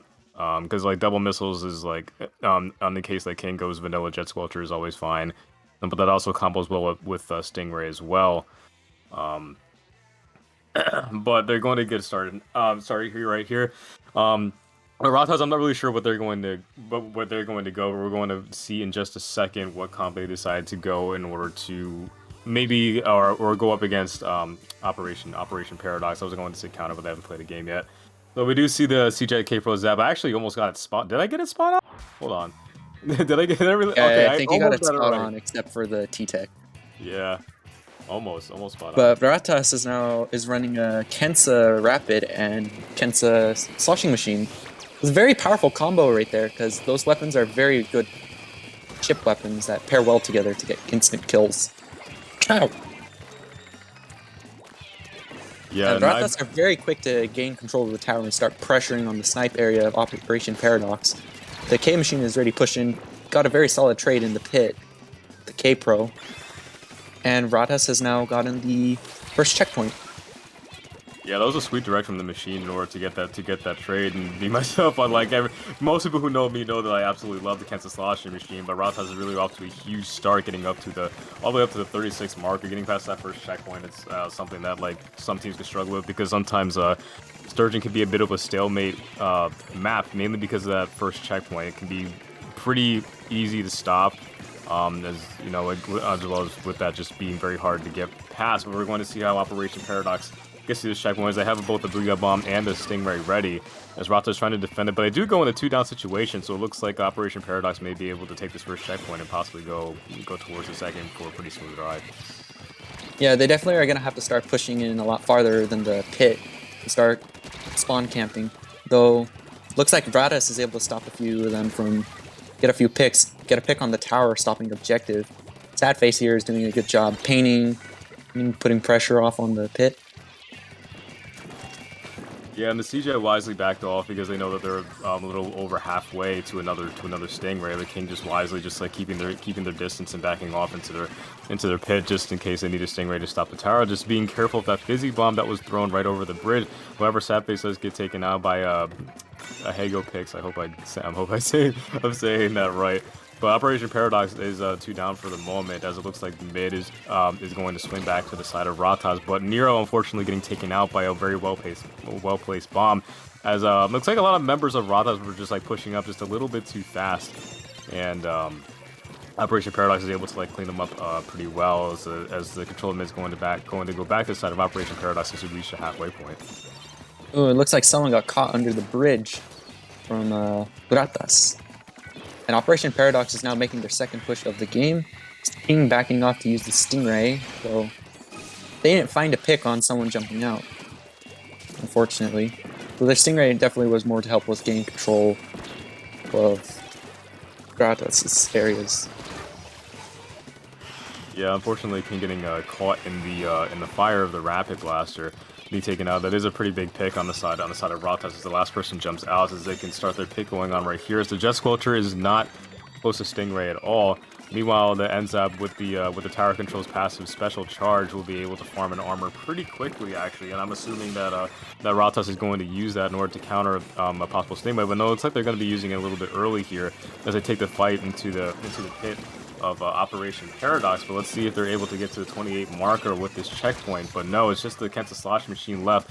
Does get a good pick as it's just the Siege on the tower, but again, the Siege has just too much range as the machine decides to try to flank around on the Siege, but the Siege wisely jumped out with Stingray. It's a very good play by King right there, just like stalling for time and then jumping right back out with Stingray, as King knowingly knows that that Ratas doesn't have any armor to counteract that, and with that, the machine goes down. Yeah, Ratas has been fumbling the tower, trying to keep it in around the same area before they started another push again. It's just a build special. You know, just keeping the tower a little bit in your control actually helps building your special, even if you're not pushing it. Building your special is going to be important for pushing it through the upcoming areas. It's actually a really nice tip that they're taking advantage of, but they lose control of tower and mid. So Operation Paradox is looking to keep Ratas in their pit and spawn for another push. Yeah, in my opinion, I think Ratas was just like moving just like a bit too quickly than they may have realized, actually, and they're kind of just like filtering in one after another right into the clutches of Operation Paradox. They were able to kind of just sit back and relax and like take them out just one by one. But we are winding down to the last 30 seconds of this first match, and Operation Paradox still having the lead with the tower. It looks like they're just like trying to keep the tower on Ratas' side of the map, actually.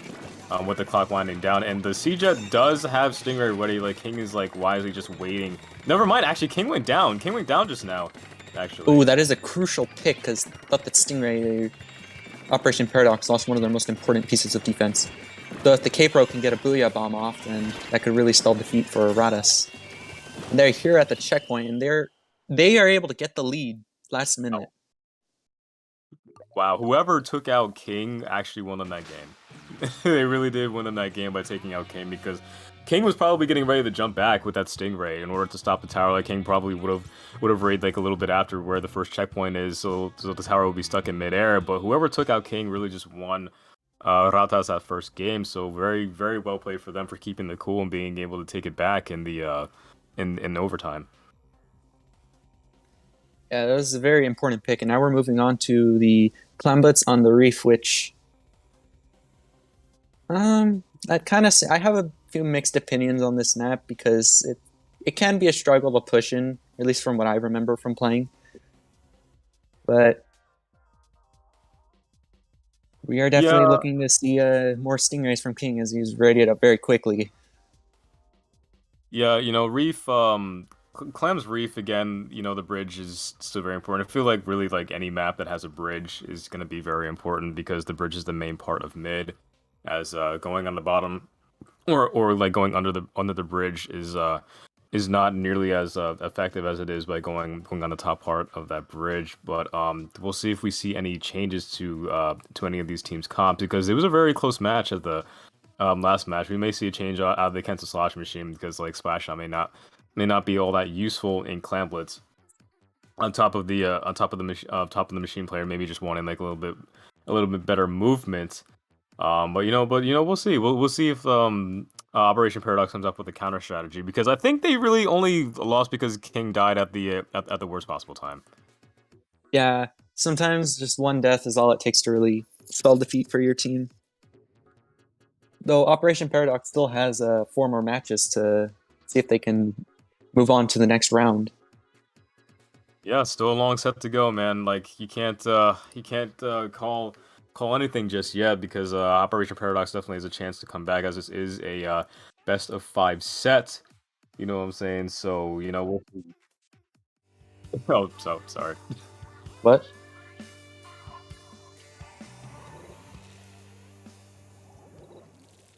Oh, okay. All right then. So if we if we could maybe get back to the match, I don't know, but it looks like Domino is going to be staying on the Kenta Slosh machine with Nero swapping off to the K52. Everybody's bane of existence in the community as of right now.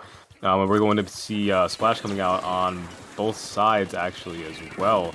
With King going with the vanilla Jet Squelcher this time, as maybe they feel that missiles will be better suited to Stingray during this match. Yeah, the amount of specials you can output with the Jet Squelcher is very unreal. I've seen people go 14 missiles before. I'm amazed at how you do that. But the missile spam is definitely going to put a lot of pressure on Ratas, being able to scout them out, and maybe chip them off a little bit just to follow up with some picks. Yeah, I've played a bit of V-Jet myself. I know how quickly that weapon can farm missiles. It's absolutely nuts, honestly. But it looks like the first score of the game is going to be going to Ratas as King gets a double both with missiles and finishing off Sadface, who was hanging out in that corner of their clams basket. But they only got 1 power clam in, so it's really not too bad as King is very close to missiles again. We're probably going to be seeing missiles probably every 30 seconds to go from King as they have it right now. They're going to pop it right away, actually just firing it at the Booyah Bomb. But that was a really well placed Booyah Bomb as the backs came back off into the corner as King doesn't have anywhere to go. Nero is able to finish them off with the power of the 52 and missiles, but they're getting a huge push here, getting it all the way down to 35 and possibly more if they're able to get any more clams in. And Operation Paradox is definitely doing a good job keeping the rats away from their basket.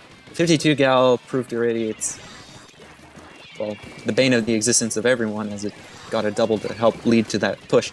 And look at that, the 52 Gal just got a pick on one of the trees. And they got another one right there, except they fell down to a trade. And well, Operation Paradox definitely does have the resources to open the clams, but they need the numbers and more clams to start another push. But the rats are doing a good job halting their progress, keeping them around their car or the alleyway. Oh yeah, whatever it's called. Yeah, but Operation Paradox, like they did have the clams, but like they just need to be like a little more coordinated in what they're trying to do in order to get some points on the board. As Ratas knocks it down even further, down to 16. But yeah, Operation Paradox just needs to like maybe like change their specials better, or maybe pair up better, or something like that. As they're just getting a little bit overwhelmed by Ratas here, as Chomper is just gradually pushing their way back in the mid, and it's 2 down situation again on the side of Operation Paradox as King is just forced to back up and use a defensive missile as their whole team is down. They're able to getting another double off the missiles. Yeah, getting another double off the missiles. This is why V-Jet's like a very strong weapon, because you can just combo missiles with like Toxic Mist and everything like that. It's crazy. That's a delayed wipe that Operation Paradox just got on the rats. So now this is their prime chance to start locking out the rats on the car and their spawn area. Missiles coming out again from King, and now Operation Paradox is now getting on the board. They're able to get all the way down to 60. now to 54. They just have to put a little bit more pressure and hold this basket open. But someone's already down. 2 people are down, I believe. And the Rats successfully defend. And Chomper's living off a hair. And whoa, that was a really good pick under the bridge. Yeah, that was an insane movement by Chomper. Actually, that was a really good display of technical skill by Chomper to get that pick. But again, like the full control of mid and down to the final minute of the match, Operation Paradox does not have that much time left, as they're able to make a power clamp. As they need to make a power clamp first of all, but they also need to get mid back and then coordinate their specials and hopefully not die to this against the Slosher regime. But unfortunately they do go down, and the Booyah Bomb goes off from Nero. Nero trying to push in, trying to finish off the game actually with that power climb, but unfortunately that's not going to be able to be so. Domino kind of just like stalling for a little bit, trying to hold his corner. I'd imagine they'll probably just like retreat in a little bit because they know that they don't need to really score anymore, or maybe get a trade actually. Domino is not able to get that trade right there, which is good for Operation Paradox, and King popping missiles just trying to scatter them a little bit too much, and it looks like they're trying to just 3v1 that one guy in the corner. Yeah, and well, with time running low for Operation Paradox, they need something to happen. They can't lose King, and King falls down to Nero in the 52 gal, getting another pick. Ah, this is annoying for them. Dan and someone else holding onto the power gun. So this is gonna go into overtime, but it seems that Operation Paradox's members slowly faltered, and the Rats were able to score at the last minute, preventing overtime. Yeah, as you saw in that last, like, 5-10 seconds, actually, it was Nero and I believe somebody else just double-teamed the V-Jet, as they knew that the V-Jet was, like, the biggest threat to them, in order to create a successful push. So that was really good teamwork on the side of Ratas, taking that win in a pretty dominant fashion on Clan Blitz on the Reef. But we're going to potentially the last match of this set being Black Belly Rainmaker, which I think this maybe could play to Operation Paradox's advantage actually, because they have King on the siege. I think Black Belly Rainmaker is probably one of C-Jet's best map mode combinations. That is very correct. C-Jet absolutely dominates this map, and I know this well because one of the first tournaments I won was we actually had played on Rainmaker Black Belly Skate Park. Ugh. And I'm having shivers thinking about spamming. Yeah, when I was playing with Luau, Black Belly Rainmaker was the bane of our existences. Everybody always would counterpick to Black Belly Rainmaker because they knew we weren't exactly all that good at this map. But this map really does favor Stingray, honestly, so I honestly will not be surprised if I see King going back on that C-Jet. But honestly, again, like, V-Jet's still, like, not far bad off. Yeah, it's not bad, honestly, because, you know, Toxic Mist can still slow down a Rainmaker and still combo very well with missiles in order to help pop the Rainmaker as well. One of the things that really sucks about this map is that you really can only push through, like, 1 or 2 areas, which usually is the right area if you're trying to push. Like, you have to push on the right. You can't push through half pipe because Stingray will just absolutely shut you out. Well, Yeah, Stingray as a whole will absolutely shut you out. Yeah, I mean, it is possible to push through half pipe, but only if Stingray is not online, honestly. But we are going to be getting into this potential match point on the side of Ratas over here. But we're going to see a Nautilus come out, actually, and it looks like more or less the same comp, actually, on the side of Ratas. But we do see King going back to that C-Jet because, again, just like myself and Deli discussed, the Stingray is incredibly powerful on this map. So we see how they go, but the first pop is going to go on the side of Ratas and getting a very quick pick on the side of Nautilus, already a 3v4 situation, but King on that Stingray getting, again, like, Stingray is strong, man. That's all I gotta say. Stingray is annoying, and I agree. And well, the Rats are the first ones to pick up the Rainmaker, but they lost the Rainmaker quite early. They aren't able to get much off of it, but you know, sometimes pushing and stalling for time is a good idea.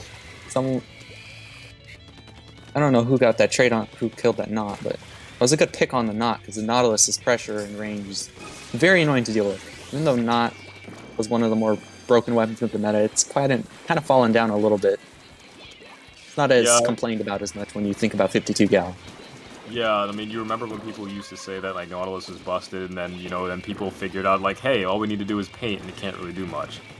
that's that's kind of how Nautilus's fate was kind of decided. But what we do see like a lot of time with like Splashdown worked. Yeah, Splashdown actually got a kill. We do see sometimes with like Leaf and the machine getting a nice double there that Nautilus can be very dangerous when you have paint going on here. But Domino's just hitting these directs like all the time. Just forcing the Jet to just run back, man. What's with Domino hitting all these directs today? They must be very precise, but unfortunately the Rats were only able to push up to 64, which isn't a very strong lead on this map. This map usually goes from like anywhere between 30 to 0 very quickly. All it takes is just one push. Yeah, honestly, like a good push on Black Belly, in my opinion, is like getting it to at least like the teens. Like then, like that's considered a good push on Black Belly. But King's gonna go down to missiles, but Ratas only has like 2 people up, so they're still kind of in the disadvantage right now. As Domino's kind of just stalling with fizzy bombs, but the Rainmaker's kind of in a weird spot. It's on that little grate, so I don't know if Operation Paradox is gonna pick it up or let it reset, but we'll see. Let's see if they notice his flank right here from his K shot. And it seems someone caught on to it, and they were able to successfully catch him out. And Yeah, now might be a decent chance for Operation Paradox to start a push. They have numbers advantage. They have Stingray online, missiles too, and they're able to snag the lead. So it's not a very big lead at only 49. Yeah, they weren't able to make that jump either. That would have been huge for them if they were able to make that jump. But it looks like They're able going to get that clutch pop. Yeah, there we go. So that's a good push, getting it all the way to 8. As Ratas definitely has their work cut out for them now, as Operation Paradox had a very strong push towards their pedestal. So Ratas is really gonna have to get like a near perfect push if they wanna win this one. Yeah, and the Stingray is going to make it very difficult for that to even happen, because Stingray is such an important part of Operation Paradox's defense now. Even if the Stingray doesn't really kill the Rainmaker, it's still going to stall for time, and stalling for time on Rainmaker is very important, because eventually the Rainmaker will explode if you don't push in time. Yeah, and we saw that the Jet Sculpture like got raid. Yeah, the Jet got raid like pretty quick actually.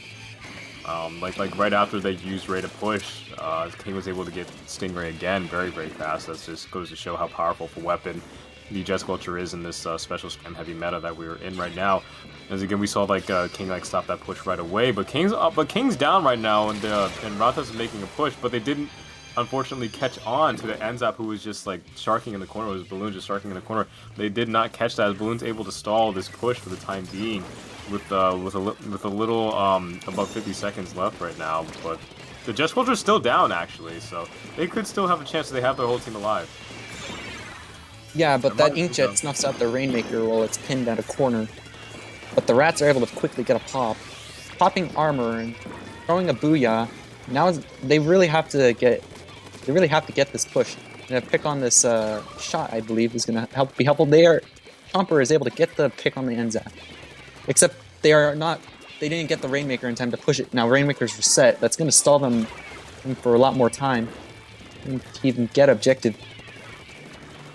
We still have to pop it and coordinate another push versus Operation Paradox's defense, and there isn't very much time to do so. With only 5 seconds remaining, they're able to pick with the Rainmaker, but they have to make sure that they're able to get the Jet Sculpture.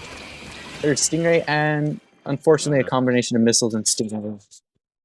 Whoa. Yeah, I noticed that Operation Paradox chose to go with that missile and Stingray combo again for Rainmaker, which is absolutely perfect. That created like a nearly impenetrable wall of defense for them actually. So as soon as they were able to get that push, I kind of just like thought in my mind, it's like, yeah, it's kind of unlikely that Ratas was going to be able to come back. But that was a very strong showing on the side of Operation Paradox, showing that they still have their fighting spirit and they're not able to go down just yet. Yeah, they definitely prove that they still have a lot more fight in them. And with this next map being Piranha Pit, Flat Zones, I'm sure that their toolkits will be very helpful in making a potential comeback on this map. This map is fairly narrow, making it very optimal for Stingray to be put to some use. Yeah, I just noticed that like like nearly all of these maps actually like probably all of these maps are very friendly to Jet Squelcher. I just noticed that actually. These You are know very what? I'd good. be having fun if I was playing this set. Yeah. Pit's a very strong jet map, both for in spot zones like probably missiles will be more effective than Stingray, but it's probably up to King's preference honestly. But I think that missiles will probably be the better choice on zones pitches because at least missiles can paint the zone. Meanwhile, Stingray cannot. But again, we'll see what King has up their sleeve going into this fourth game. On pit zones, we may or may not see as much of a change in the comp from from Ratas because they've largely been going the same thing every single map. But Operation Paradise may be starting to figure out their playstyle actually. I think that's kind of what we saw in that Rainmaker match. But moving on to spot zones, Piranha Pit. We'll see if anybody's strategy has changed with Operation Paradox actually sticking with the same comp, as well as a Junior coming out instead of an NZAP on the side of Ratas actually. It looks like they wanted that extra pain for the machine and the 52 to do their thing. And also bomb spam. So King decided to stick with the custom version, so let's expect a whole bunch of Stingrays. Well, speaking of Stingray, immediately Stingray is already out, and that's their chance to start, getting some picks off on the rats, but it seems that missiles made that very difficult to happen. Yeah, it's a very good counterplay. Yeah, Pix must have had like a sub of bomb defense or something on theirs. I thought that they were going to get bodied by all those missiles and the fizzy bomb coming after them, but it looks like they was able to hold on pretty well with sad face farming missiles, taking control of their left conveyor belt to probably actually they have all their specials online. If you take a look at the top left corner of your screen, they have all their specials online with armor and missiles being popped. As Operation Paradox is trying to make their attempt to get back into the zone for the first time. Yes, and both teams are expanding their specials to contest over at least one zone, because you need a control of one zone to stop objective from being ticking down. You need both painted to start doing objective. Now, Operation Paradox is definitely doing a good job keeping one zone neutral, so that way the scoreboard doesn't change very much. But the Rats are doing a really good job just retaining control, and they're able to get control back too, and a pick from Narrow right there. Now, this is their chance to start locking out Operation Paradox again, but they still gotta keep control of one of their zones. The pick on Nero right there. This is definitely looking good for Operation Paradox to start getting back in. They gained control of objective, and now let's see what else they can do. Yeah, they finally got the penalty on Ratas. However, they immediately go into a 2-down situation again. So the advantage is actually still with Ratas, as they are not able to really get like a good wipe on them actually, because they kind of just keep coming back for free. And taking out King is actually huge for them, because this machine is just causing a whole bunch of trouble. This is literally the best spot for the Kansas Slosh machine on this map. This is what I do all the time as well. And if I don't want to like go on their platform as well, this is just to like lock them out, because the machine can basically control that entire area, forcing Operation Paradox to come back from one side, which Ratas is taking a very good advantage of. The pick's getting a nice pick on the Junior actually, and getting a pick on the Splashdown too. Jesus, okay. Yeah, Splashdown cancel with an inkjet is very nice, and excuse me, control flipping to Operation Paradox. Now they're starting to lock out the Rats again, though missiles are making that a little harder to do as it spreads the members of Operation Paradox out. Well, something that the Rats have is the Kensa sloshing machine to spam fizzy bombs, and fizzy bombs pain a lot on the zone. Ooh, very good inkjet pick right there by D. Except their jet point was camped. Yeah, that's also a reason why fizzy bombs are still like pretty considered as being like the best subspecial in the game, minus splat bombs probably, because fizzy bombs do pain a lot. And we apologize if you can't see anything on the stream. Like POV, the fire drill actually happening now. I'm not sure what's going on, but the game's still going on right now. But we'll do our best to do some storytelling to keep you guys in the loop of what's going on. So right now the zone's still in the control of Ratas actually, as Operation Paradox is still trying to get that one wipe that they need in order to set themselves up, but the Nautilus is going to get taken out by the machine. But it is a 3v3 situation, but the machine does get picked off by the Stingray. Great stuff from King, as the control is going to go back to the side of Operation Paradox, so hopefully they can get a lockout here. Yeah, they definitely do need that lockout to keep things going. But I'd say that they more need to retain control of the one zone that you always contest. You only need to remember how I said that you only need to retain control of one zone to stop objective. They have to make sure that they keep those zones painted, so that way they keep the points going, as well as some players locking out the rats. But with the Nautilus falling down and control flipping in favor of the rats, it's not looking very possible right now. With just roughly 30 seconds left, Operation Paradox needs a miracle play to win this.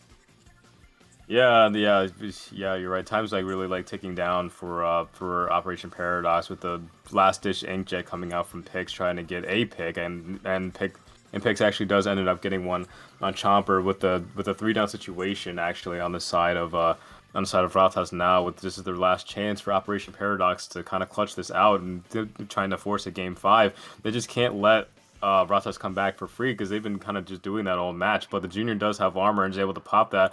Pix having to retrieve in the spot that they were in right now. Oh, but unfortunately they fell down, and the rats are able to regain control of the zone, and that is match point to the rats. Ratas. Yeah, but great gameplay.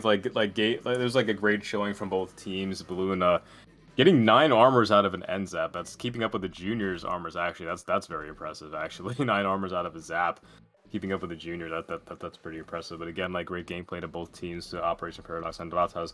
But unfortunately, Operation Paradox is going to be knocked out in the first round of Great White, and Ratas is going to be moving on to, I believe, winners semis.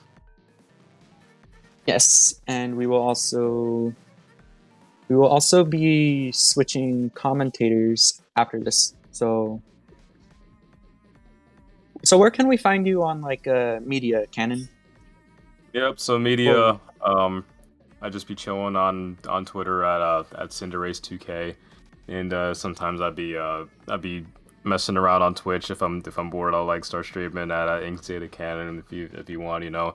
But again, I'm just happy to be here. So thanks for having me. But Dally, where can they find you?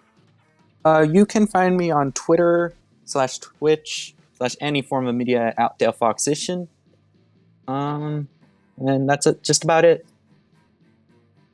Yeah, so we'll catch you guys later. Have a great night and a great rest of your week. Yes, and enjoy SOS. Bye.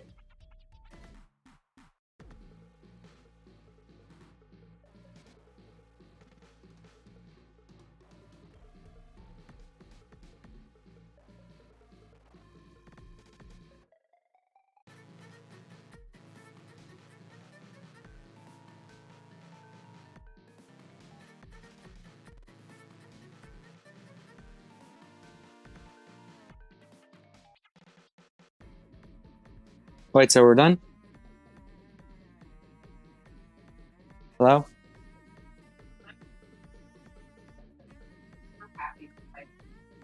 Dudes? Oh well. Oh well. Yeah, I'm just making sure that these people are still here. Yeah. Alright, so we gotta move on away quickly, so I'm gonna move.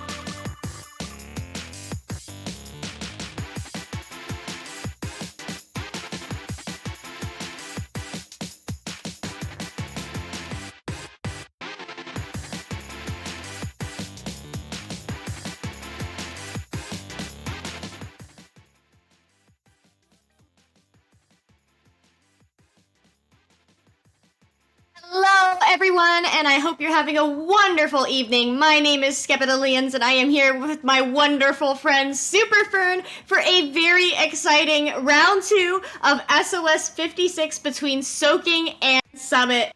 How are you tonight, Fern? I'm a little bit tired, but above all else, I am safe as well as Toasty. That is not under danger of fire. It was just a regular stand-up fire drill, and I'm ready to see some amazing gameplay from the SOS 56. You say that is the semifinals of grand finals. Clamblitz Semis. Snapper Canal already, and we saw Clamblitz on a Snapper Rainmaker just a few rounds ago. What do you think is gonna happen, Skeppy? Okay, so I know Soaking just, won their, obviously both of these teams won their last set, but I am expecting, obviously from Archer in 85 is like an 85 one trick. In terms of Clamblitz, I know Leon on the side of Summit plays Bamboo, and that's very, very solid here. So I would expect to see a Bamboo and possibly a couple Stingrays. We love to see those Stingrays. With Leon Bamboo, I think it might be a little bit hard, since it would make the comp slow. But maybe we'll be seeing on the side of Soaking instead. In terms of aggression, Snapper Canal is a great mode in general, just to have one push go down into a snowfall after a flank, and we see a ballpoint, if I'm not correct, if I'm not mistaken, 2 Splatlings. Ooh, double Splatling on the side of Soaking, between that Ballpoint and that Nautilus, and I believe it's a little bit grainy on my end, but also a Bamboo on the side of Summit. As you predicted correctly, Leon with the Bamboo with the MPU 99.9 Q over here, trying to get a little bit away from them, just getting as many small clams as possible. The Splatlings are getting on the left side alongside the 52. Comes the K shot from behind, gets the important pick, cutting the aggression, tries to get the second one. It goes for a trade. It's still unfavorable. Oh, but it's just one person down. Here comes an opportunity for the scoring. 2 power clams already. They managed to go all the way to the 60 points mark. It's a great first push, Cappy. I don't know if they're gonna be able to recover this, but it's actually a great match for the semifinals. Soaking doing a fantastic job of getting in there and throwing those bean bags straight into the basket. They do have an opportunity to just hold these hills, but they do go 2 down. That's going to give Summit an opportunity to work their way back in and take control of those hills. Archer on the 52 getting a pick, but then going to be taken out by the Bamboo Leon as they push up. They do have their armor online and ready to go, and 14 clams. It is now Soaking on the defense here while Summit gathers those clams, prepares for a push, waits for the right moment to strike as they vie for mid here. Indeed, 3 specials is not something that to be ignored, and 4 specials incoming, armor coming in, but unfortunately Violet gets a pick on 1, cancel. It's just after the armor, they all go down. This is such an opportunity for Soaking to go scoring another set of good points, but the Ballpoint is having so much of a difficult time engaging on the left side. As the K-shot approaches with a little bit of missiles, we see that Bucket once again just after a respawn getting splattered. A person a little bit sharking here on the left side. Booyah coming in from mid. It might be another opportunity for our dear friends on Soaking to score another set of points as they get another power climb. This is looking good. They manage to get one and they score another time with 52 getting to a very good position, but getting splattered eventually. They have 2 clams left. Bozo in on that wing, falling back, just holding their position. They do have an opportunity here, doing as strong as well as they are. This early in the game, Summit obviously can make a very, very strong comeback, and that's something for Soaking to be on their toes about. We see Leon over on this left side just getting paint down, but that Inkjet is popped, going to force the members of Summit back for just a moment. The T-Tech, the K-Shot does go down, but so does the 52 on the other side. It looks like Summit is pushed very, very far back here, but they do have 2 down on the side of Soaking, and here comes that first dunk. Havoc holding that that electrical there, trying to get the pick on that K-Shot. Doesn't, but they do have a significant amount of points here, and there's plenty of time to make up for it. Unfortunately for Summit, they didn't manage to get all 3 power clans with a little bit of a delayed wipe in favor of Soaking. Ballpoints trying to get a little bit of a position on the left side, getting as many clans as possible.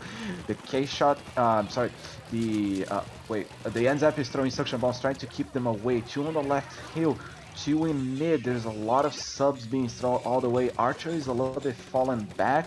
The Nautilus does go down, which is a little bit of an unfortunate side for Soaking, as Summit seems to be preparing for another attempt to push as they pop armor once again, but Havoc goes for a swim. Oh boy. Yeah, Archer popping that Booyah Bomb. Unfortunately, having Yag going to be coming out of spawn, taking that armor with them. Archer here trying to stay alive as Summit does push up very aggressively towards that basket. We do see Soaking does have a power clam ready to go, but so does Summit. They are almost here. That Inkjet is going to be quite a lethal defense, though. Getting a pick, very clean shots from Bozo there, forcing that clam carrier all the way back to their own basket. And unfortunately, it's gonna be more points going in for our dearest of friends on Soaking, as Summit is now in a very dangerous position with just 57 points and 21 points of penalty, and the lead just keeps getting bigger and bigger. They might be able to score, but they hit the wall and the ball doesn't go in, so the KO doesn't happen. It's another opportunity for Summit to go for even more points, but with 35 seconds remaining on the clock, it is getting harder and harder to push in and find an opportunity. They still have to get more specials, as the first one, the 52 and the Bamboo, are going to be the first ones to have theirs. It seems that in general, this is not going to look good for Summit, as Soaking just closer and closer. The Booyah Bomb gets closer to getting the pick, but doesn't finish the job. Yeah, Summit still has plenty of time, and that's a very clutch play, holding on to that defense. Unfortunately, they do go 2 down. Havoc is going to have to take the opportunity here to get a power clam to force the overtime. Does get 9 clams and is ducking and weaving all over the place. They now have 20 seconds here for a push. Leon positioning themselves where they can to apply as much pressure as possible. But Violet here getting a pick and pushing up, trying to finish off the other players. 3 members down on the side of Summit. Make that a very assist quad and kill quad on the side of Violet, pushing all the way up to the basket, and they are waiting to score a power clam, but the clock is going to run out, and just one more kill with the stat padding there for Soaking, taking game 1 of the set. Damn, that was a great stopping that push was very well done. The rain from the bucket, the rain from the I keep forgetting ballpoints exist. I'm sorry, all the backliners, but the rain from the ballpoint at the very end was crucial to applying damage on the opposing team and starting to take one by one.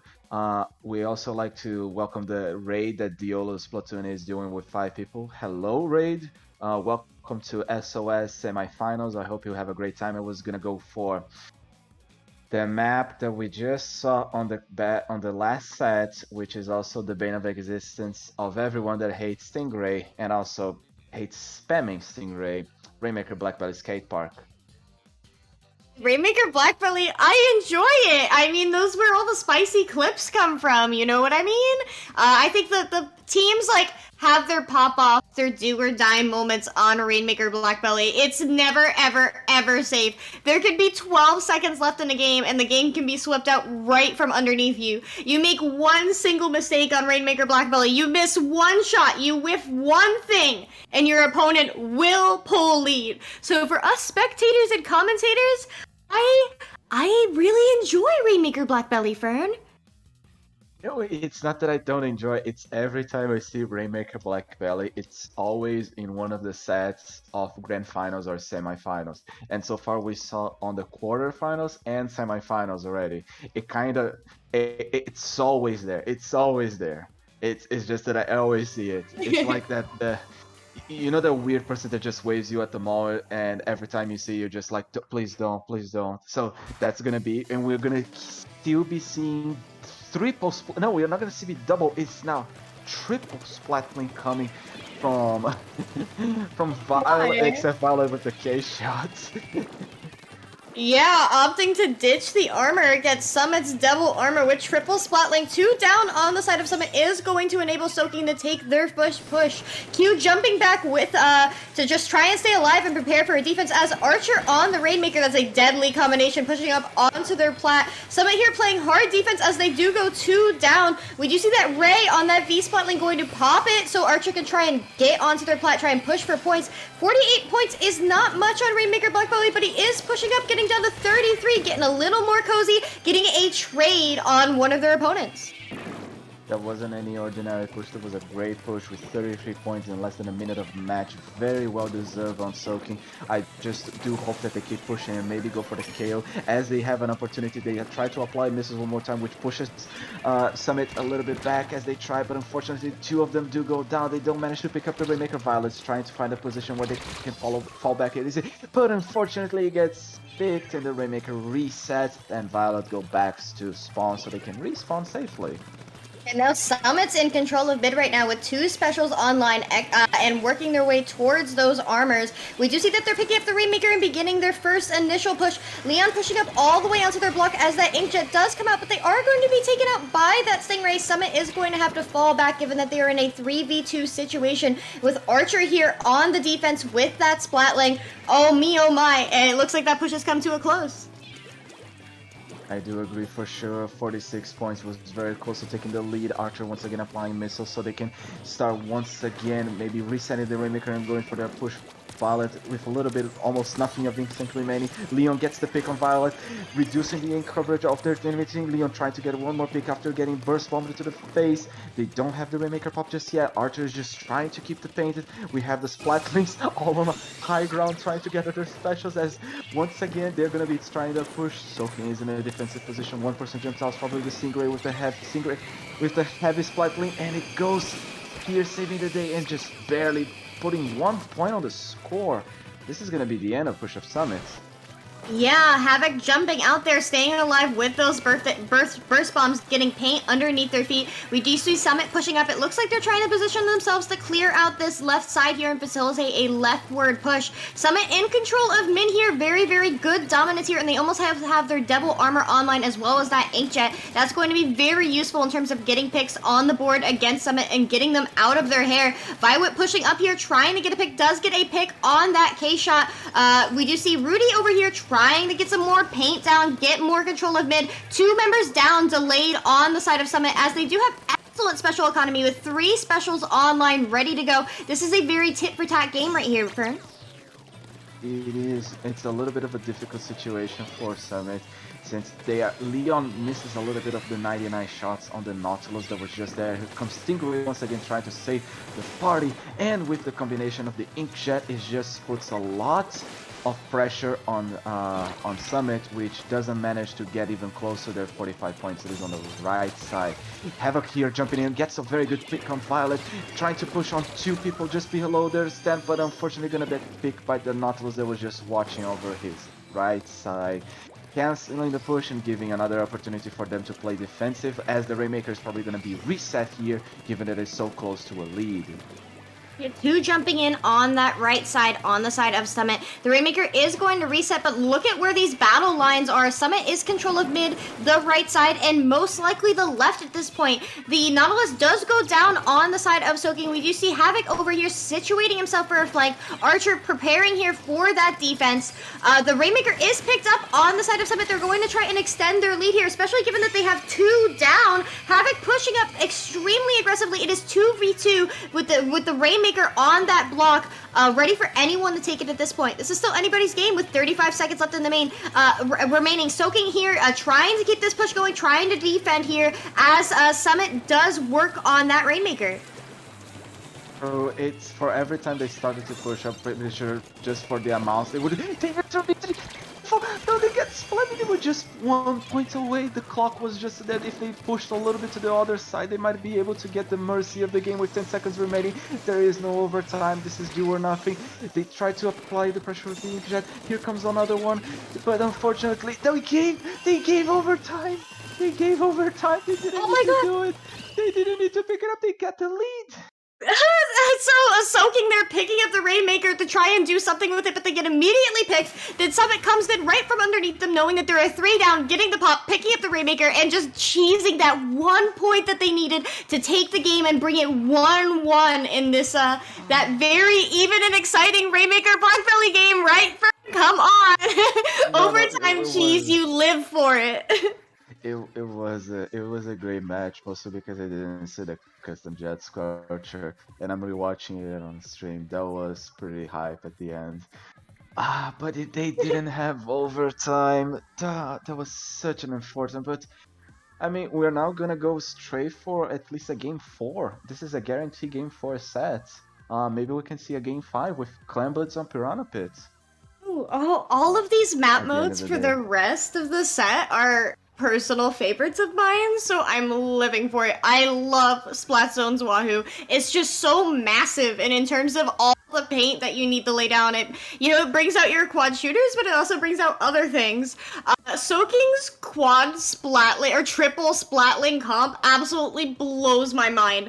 You never ever see that, and I mean they could make it a quad splatling comp on Splat Zone's Wahoo. Not that I'm expecting it, but I do live for the possibility that that could happen. Like a Hydra here would be very spicy. Like bring out the V Hydra. We're calling for it. We want it. Bring it. Dev is not playing, but I do understand. It actually could be an interesting set. You could play the ballpoint with the rain and be very aggressive. You can go for the custom Hydra for the armor, and at least 2 minis could be quite interesting to see. Especially because one of them can just paint, and the other one you can just push in every time you use a rain. I'm actually consider using the rain instead of the hammer, and it will be a very fast comp since you would have 2 minis, and it is a zones match, and this comp literally screams paint. It does, and but I missiles. do agree. But I do agree. Actually, Wahoo Zones is one of my favorite maps, and the only map with a circular zone. That's part of we the see the huge record. part of the reason why it's my favorite. We do see the triple spotling once again coming out from Soaking over there. What are they doing? I love it.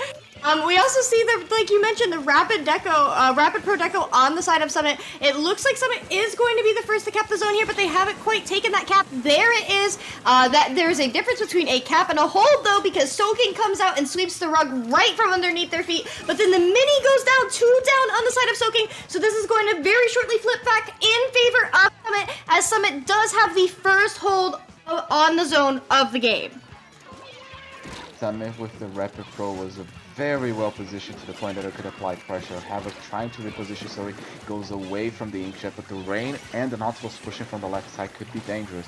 The burst bomb from Havoc is being very good to maintain the zone, and a very nice 69 lead against the 97 points. The ballpoint gets a little bit of the high ground, gets a little bit creative, and gets a very important pick on Havoc. It does go down, putting 3 people remaining on their snipe, but at the same time the Rapid does go down at the same time against from the hands from the Nautilus. They have control of the zone, they have control of the high ground, they're trying to take control of the snipe, and it seems that they're going to be able to even go close to the point of getting the lead. The missiles push away the Nautilus, which makes only 2 people remaining on the zone. This might be an opportunity for them to recap the zone given their high amount of turf. And at the same time, it doesn't happen as the Nautilus shows up again with the Inkjet. Yeah, Bozo popping off with those jets consistently. Soaking does have complete control of Summit's plat, no penalty points, extending their lead here. This is a situation for Summit to be on their nerves, trying to get those specials, trying to get armor to work their way in there. The Rapid is going to have to work for it, though. Look at him painting for armor on top of that plat, trying to force a way in. Summit does have their missiles online, and here they come. The missiles, the armor, and working their way up. This looks like it's potentially here a cap for Summit, and there it is. Now they just have to force on keeping Soaking out of their hair. Leon is going to get picked, though, by the ballpoint as they work their way back into zone. Q trying to mount a defense here as the missiles come out, and the zone is potentially going to flip into neutral here. Yep, there it goes. Archer on top of that wall, getting paint onto the zone, retaking it, and now they have to force Summit out there. I would like to congratulate Leon on throwing that wall, because I think I know what Leon was thinking. He wanted to get the pick with the splash wall by throwing over the jump, but throwing walls is a little bit harder than throwing suction bombs or splat bombs, but I'll give you points for the creativity. As we see Summit manage to recap the zones on 4v2 situation with just the mini staying alive and the Nautilus just respawning. It seems indeed they're going to be able to at least take the penalty. Q apply a lot of speed trying to take control of behind the zone.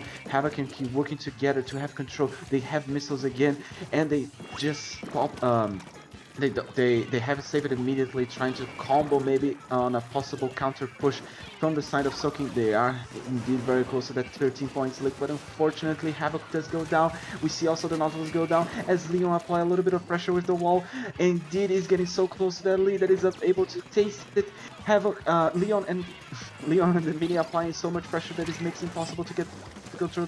We could see the KO right here right now as the Nautilus from the right side, but the K shot. Violet comes here trying to stop the push, and it is game. Summit takes the zones game. Yeah, Summit taking a very solid turnaround there. Soaking was definitely leading there for the majority of the game, but Summit only needed one really strong lockout in order to take that W. It just takes so much time to get back into the zone out of spawn from Wahoo, unless you have beacons, unless you have situated jump-ins. So once you really get a lockout on your opponent and just keep them out of there, you can turn it around, and that's exactly what Summit was able to do in Game 3.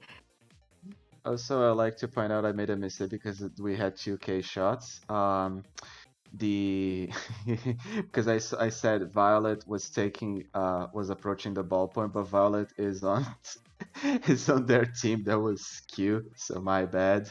We're just gonna have a little bit of a delayed on the disconnection that we just see. We just mean we have more time to talk. So you enjoying this triple splatling comp, right, Scappy? I am living for the triple splatling comp, 100%. That's true, and they don't have to deal with a charger, and even Leon was not the ballpoint. When Leon was on the rapid, so indeed that was actually I think it was actually a great match to just in general be playing and be watching. Since literally no one had the right to be extremely enraged by the bamboo in general, which is not actually much of a beloved weapon or the RNG of the. Actually, yeah, we didn't see the 52 gal this match too. We just saw missiles from both sides. You play bamboo and you're very good at it. So, forgive me for not knowing, but doesn't a mini outrange bamboo by just a hair? The problem is not the range; it's just that the splat time is faster on the bamboo. Because if you do the 99, you literally have to make sure that they stepped on your enemy ink. So it's like 15 frames to just splat someone, because it is the amount of time you raise the bamboo and then you just release the shot. Okay, cool. I wasn't sure what outranged the other there in that matchup. I personally don't play bamboo, so I'm not familiar with the matchups, but we will be moving forward to Tower Control Anchovy Games. I don't know if I expect the triple splatling comp, because this is match point in favor of Summit, so it's Soaking here who has to try and adapt and figure out that what they want here in order to try and counter Summit, because if they don't, they're out tournament, and it's Summit moving on to winners finals. So we will see what comes out of Soaking here in just a moment. Honestly, I would agree with you. I think the person that's gonna be having the most fun on this map is gonna be Havoc, because a bucket can be a deadly weapon with such a map that has so much elevation. We see the Tri-Slosher, and I do understand you don't need to be that prideful with triple splatlings. The ballpoint and the Nautilus can do still just fine, with the Neo splashing the T-Tech, especially a Ninja's quick T-Tech right here, as Q is dropping with the Tri-Slosher on the right side, trying to get a little bit of a pressure as they try to take control of the right fan. Q with a little bit of armor, has a little bit of a delay, trying to swim up. They almost managed to get this ballpoint, but the ballpoint finishes off, and it's a 4v3 situation in favor of Soaking. I'm sorry, I need to cough. Soaking is going to be able to take a mid opportunity here, but Havoc coming in and getting a pick on that T-Tech, working their way up. Summit's Devil Armor comp is giving Soaking some trouble, but I take that back as Soaking turns the tables into a 3v2 situation. Oh, it is a 2v2 in mid, neither team solidly in control with the first minute, the initial engagement having passed. We do see Rudy on top of this left fan. That is a very, very dangerous position for a ballpoint to be in, because you can't even hold your own grates. The bamboo and the ballpoint having a spicy 1v1, but the bamboo is going to get the one up there. Leon holding their plat very, very nicely as two members of Soaking go down, and we do see Summit working their way into mid. Yeah, but that's actually a good interaction because even with the range of the ballpoint, Leon just needs 1 point to actually do a shot. We saw that just amount of damage the ballpoint was under pressure. Just a 99 will do the deal. It's just that's why Splatlings like the not the Splatlings the Nautilus was such a menace a little bit before the 52 method because it had such a fast fire rate that the Splatling power was just so much powerful. As they approach the first checkpoint, they don't manage to even make a dent on the point, and it's just now in favor of Soaking as they try to find a position where to push. They have the control of mid. We see Archer going on their arcade. They unfortunately meet the enemies with the armor and have to fall back a little bit. Archer is a little bit on the delay, but the tower keeps moving. The Tri-Slosher Havoc is just having loads of fun, but unfortunately the ends up is going to be going down, and it just into a situation of a standout as the Inkjet is going to be popping in. It might be good for them trying to break checkpoint right here, right now, Skeppy. Neither team has managed to break the checkpoint yet, but it looks like Soaking is going to do just that, moving up onto Arcade. That is the moment where you have an opportunity here with this match. The first checkpoint is so annoyingly stubborn to clear because teams have a very good solid defense. They have a height advantage on it. We do see Havoc jumping in, getting one pick, trying to follow up with the other, and there is that assist. It works to regain control of their plat and arcade, and it looks like they have done just that, sweeping out the members of Soaking, now rushing their way towards mid, trying to smoke out the remaining members of Soaking. But there's somebody on their left fan, Leon and Havoc, trying to force them back. They do temporarily. Violet just sitting there in mid, trying to figure out how to approach Bozo there solidly on that right wing. It is now 4v4 in control of mid, but Summit is the one that has to push here. Indeed, Summit's in a very dire situation because if they don't manage to push in right here, right now, this is gonna go for the game 5, Skeppy. And I would say that with just one more match remaining, which is the Grand Finals, you indeed want to play less so you can be more energetic for the finals. Summit having the opportunity as they have a 4v2 situation over here. The T-Tech has just neither the T-Tech nor the ballpoint have... Oh, the T-Tech is applying the injury right now. They're trying to stop the push as they get closer and closer to the 45. Havoc comes back, gets the pick on the remaining new splash that was just by the tower. They still keep pushing. This is so close to the lead. Is a 2v2 situation with the ballpoint getting the high ground. They are trying to get the big ballpoint correctly, gets the point, but unfortunately they will be losing the lead. This is indeed a very difficult situation for Soaking because if they want to continue on this tournament, they need to take the lead and win the next match. But they do get the pick on the bamboo that was ever so stubbornly keeping them from pushing. Q and the others falling back, trying to shut down what's going on in window here, but that storm is going to force them to dance around their plat. Soaking doesn't have much to do. They only need to get to that second checkpoint and just be on the tower for just a moment, but 2 members down on Soaking as Summit does flush them out. The Nautilus is the one on tower, but Ordinary pushing up in a cheeky 1v1, getting the splat as one member of Soaking is still up, but it doesn't look like they're anywhere near the tower or mid. Soaking has 30 seconds. That's plenty of time to revive your teammates' jumps and to get your way back in there, but it is now the pressure on their side in order to do something about it, especially with the armor being ready from the try on the side of Summit and the missiles as well. And with one member going down on the side of Soaking, this looks like this is Summit's game. This is gonna be Summit's game indeed, with 6 seconds remaining on the clock. That delayed wipe with just the T-Tech being the last wall of defense. Summit takes game 4 with a 3-1, and we're gonna be moving to Grand Finals. Winners Finals. Yeah. Winners Finals with just a moment with Summit barely winning that last game by 2 points. Yes, they had a little bit of comfort room. They could have taken this to a game 5, but you never know what's going to happen in a game 5.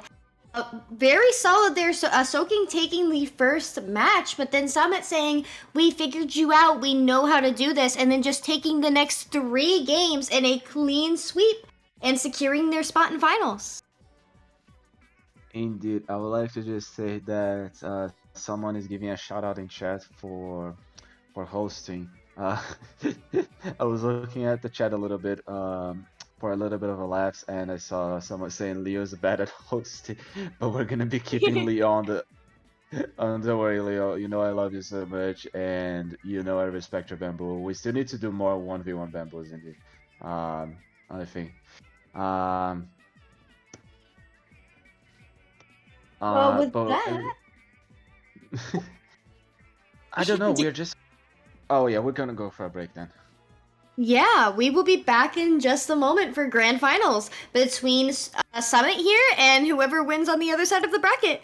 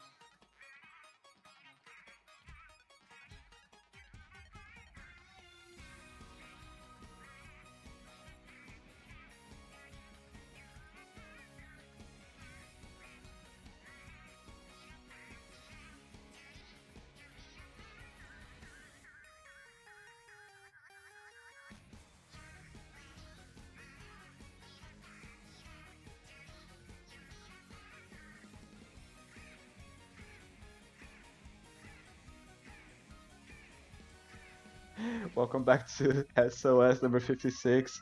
My name is Superfern and I'm joined by Skepadillion, and we've been just discussing Havoc. For the love of the great Zapfish, take your spaghetti out of the burner. We are not giving you another chance.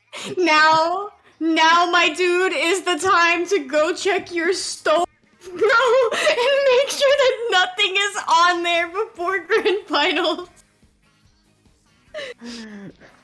Although I do have to say, Rainmaker Manta Maria can actually be pretty quick, so maybe you can leave it there. Maybe it's not right just yet.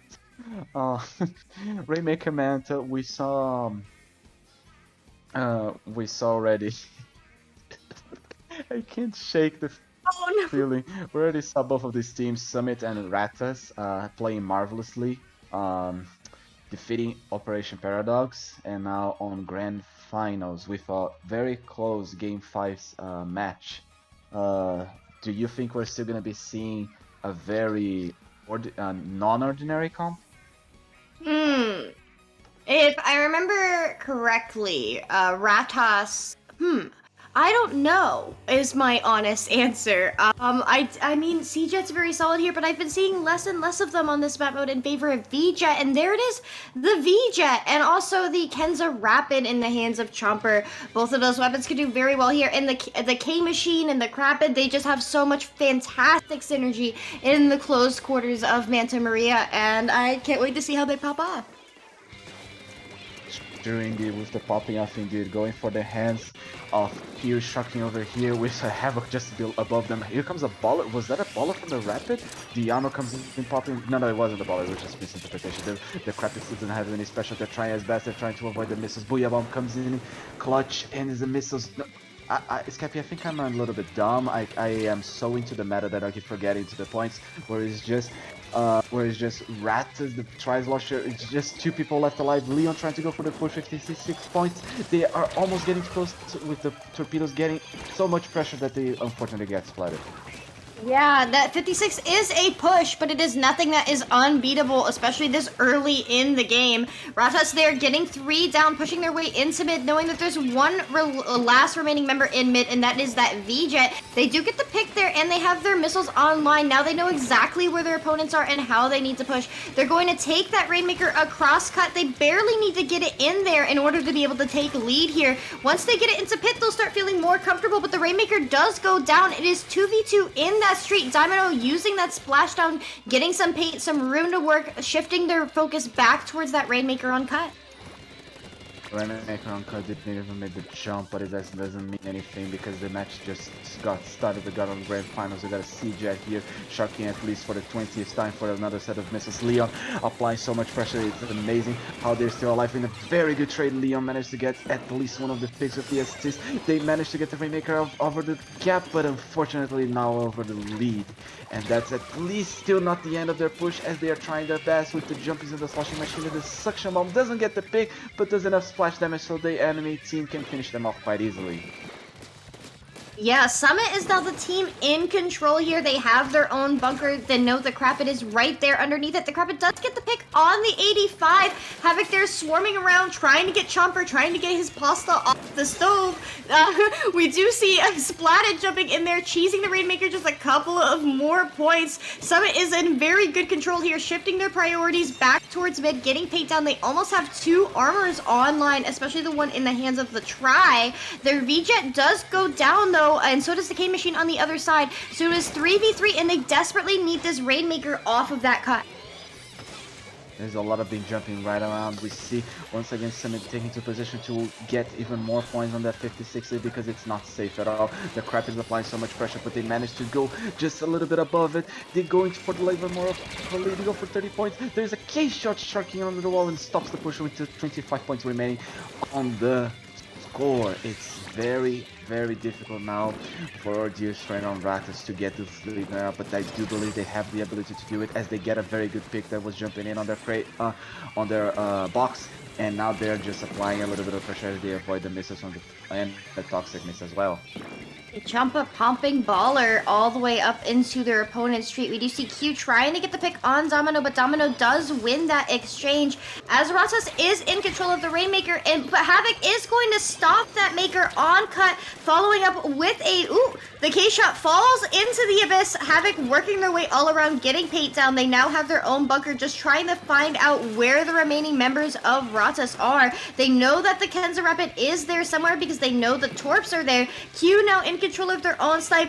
The K-shot is on top of their bunker. They just have to swarm them out. Ratas does have to be the ones to push here. Summit can feel comfortable. 25 remaining is past the drop, and everything in Manta is extremely defendable, especially on Rainmaker. Summit does look like they're struggling to get the pop here, though. Havoc taking that 1v1 on left plat. This is a very stalemating game for at least this stage of it, with Summit in control. Ratas is doing a great job of not going down, though.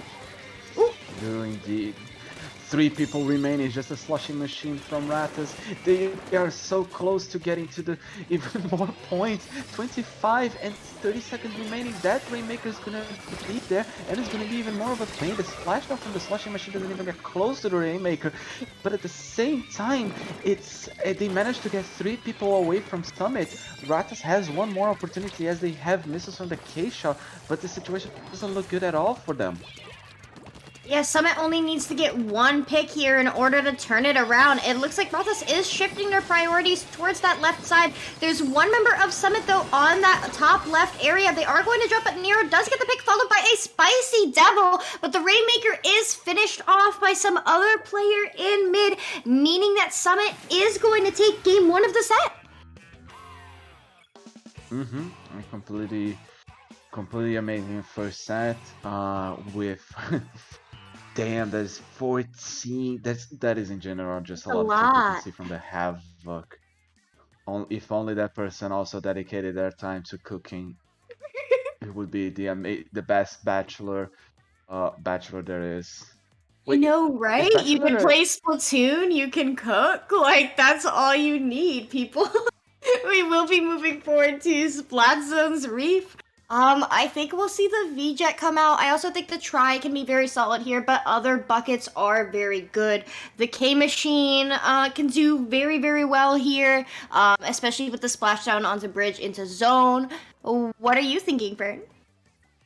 Don't think we're going to be seeing a lot of a difference in terms of Ratas comp.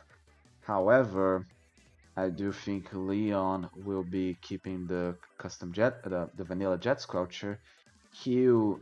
Havoc's gonna still go for the bucket, but and Q we're gonna go for the K shot. It's ordinary that I'm a little bit unsure on what to guess. We still haven't seen the 52 gal, and I think we're gonna be keeping this way for a while. And honestly, no, it's mostly gonna be a little bit of a shooters on zones, because honestly, with Leon on the jet sculpture, it just keeps control of the bridge. So it wonders me who from Ratas is gonna be designated to just keep the pressure on bridge. That's my biggest concern. And the game will be starting, so we will have our answers to our comp questions very shortly. We do see the bamboo in the hands of Leon, as to be expected, but no, they're switching out their zap in this situation for a Junior. I personally do think a Junior is very, very, very solid on Zone's Reef. Lots of areas to throw bombs, but double armor on the side of Summit is pretty consistent to what they've been playing all night. Yes, with Leon first one going down, the camera being very up in the sky, we're seeing a lot of the beautiful gears that those players are profiting. It's already a first wipe. Ratas managed to get a wipe on 25 seconds of match. This might be actually go straight away for Ratas instead of Summit. Yeah, and look at their special economy with those missiles and that armor coming online. They do have that splashdown ready for a recap at any moment. They do get 1 more down, 2 more down on the side.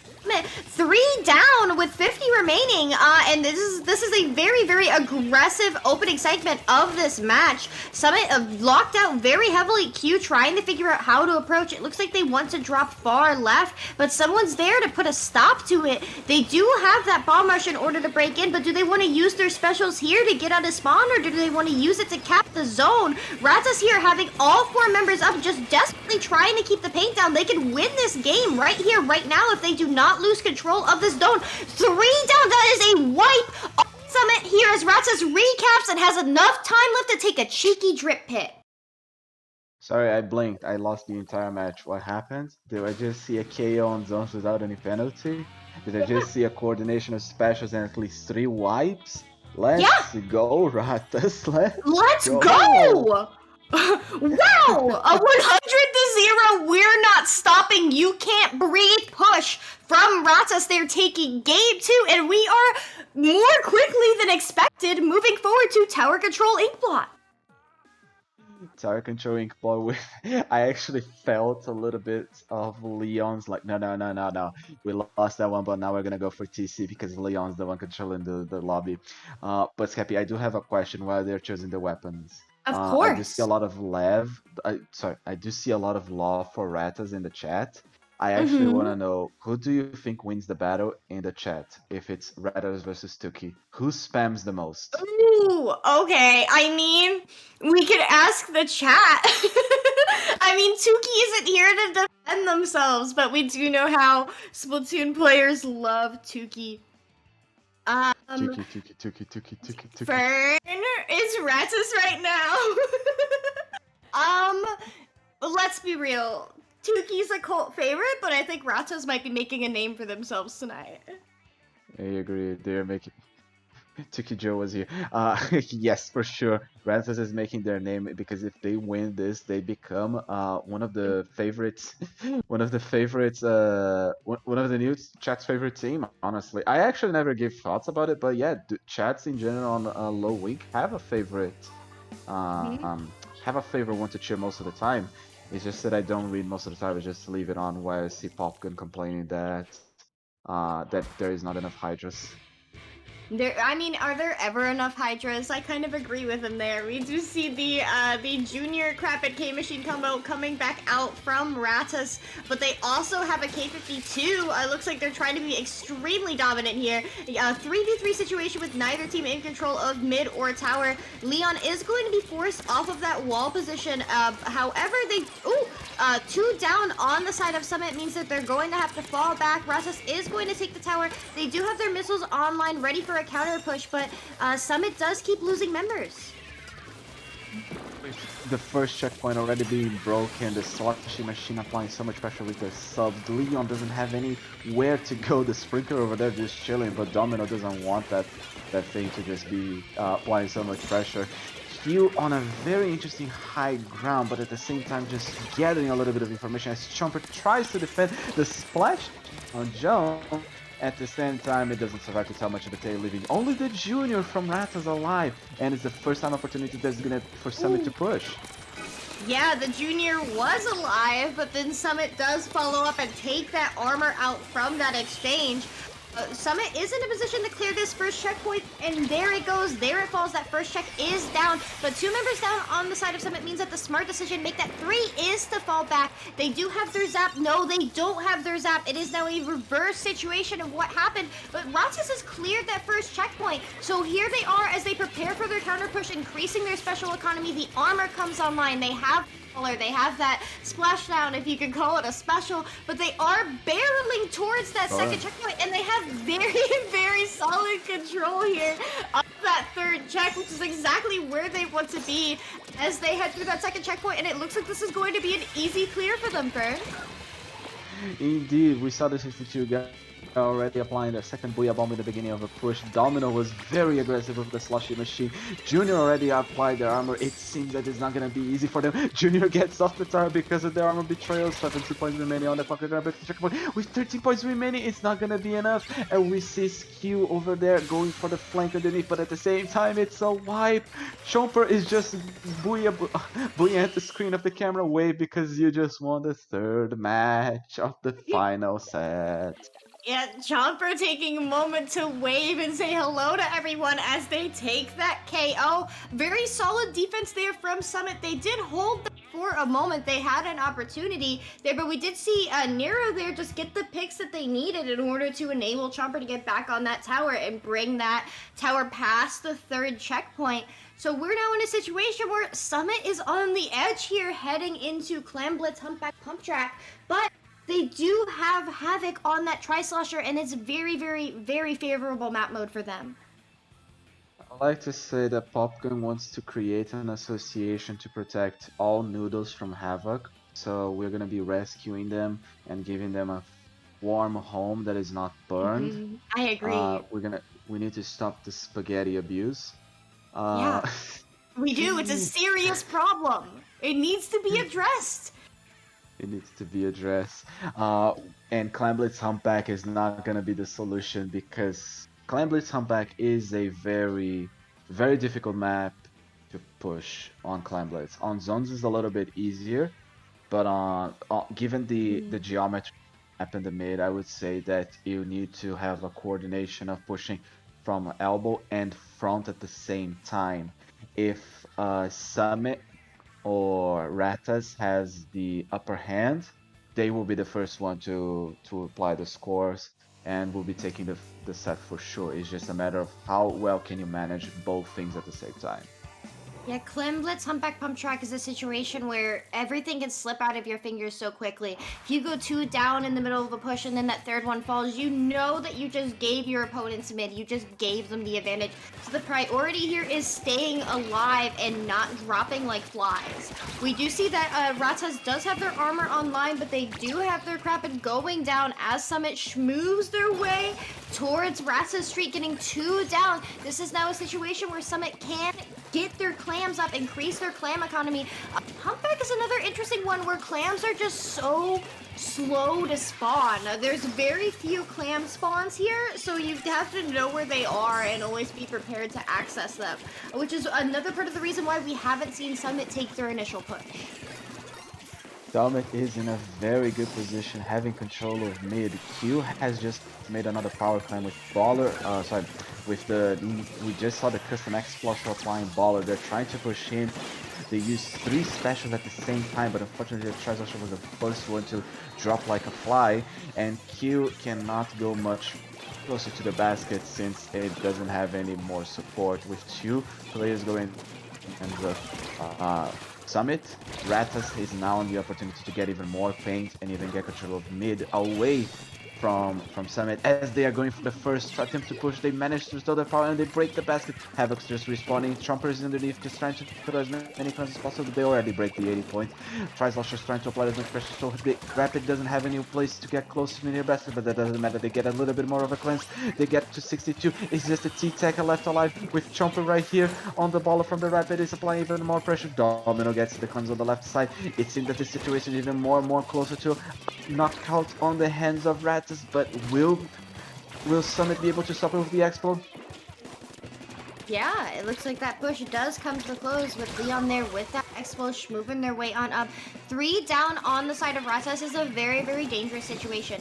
Yes, you just scored a significant amount of points, but now look at where Summit is. They have all that mid control back in just an instant, and that's all it takes. And with mid and with turf, you have those clams, which is what you need to accomplish here. They have their armor online, they have their ancient online. The zap does go down, which is going to give Ratas just a moment to catch some air. They get the pick on the Expo as well, and it looks like Chompers here is preparing for another push, but they are going to be taken out by Havoc on that Tri-Slosher. Havoc over here is doing a great job of keeping this clam out of Ratas' hands, getting very, very spicy picks there. But Domino there trying to access that clan. I believe it despawned already, which means now is an excellent time to back up and regroup.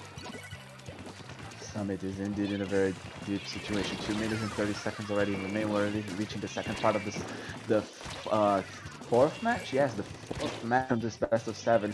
Havoc is trying to get a little bit of a clams. We try to see getting a pick. It seems to be a little bit difficult for as Trumper once again gets so close to throwing the power clam, but it gets spotted just below it. The power clam is gonna once again get picked, but it's not gonna be thrown again. That was very clutch defense over there. Ordinary having the end zap over here, trying to get as much turf as possible. So now it's their time to push with 1 minute and 40 seconds on it. This still can go both ways. We might see a reverse. We might see still a KO. We don't know, but it's just another opportunity for them to push as they break the first points of the game. Down on the side of Ratas as Summit begins their first push here. Make that 3 down. We do see Summit taking the lead here, going back and sweeping up clams. All the clam spawns are so close to each other, and they're easy to get at once you get some of them. 2 down on Summit with 41 remaining on the scoreboard. We do see Ratas pushing their way back up, getting control of mid, and it looks like Chomper here trying to position themselves on that right side in elbow, but is going to be taken out by a very clutch bomb placement by Q. 41 points on the score. This was a very well coordinated push on the side of Summit. Q over here dropping. Splattling the new splash was very important, but at the same time, as I said it, they managed to get splattered themselves. It's just Q on defense. 12 points remaining, 7 points. They managed to get the lead. It seems that it's just gonna go down for Ratas. Summit's in a very deep trouble right here with 20 seconds remaining on the clock, but still can be anyone's game. It's just a matter of how coordinated you are, Scappy. You can do it. You just have to believe.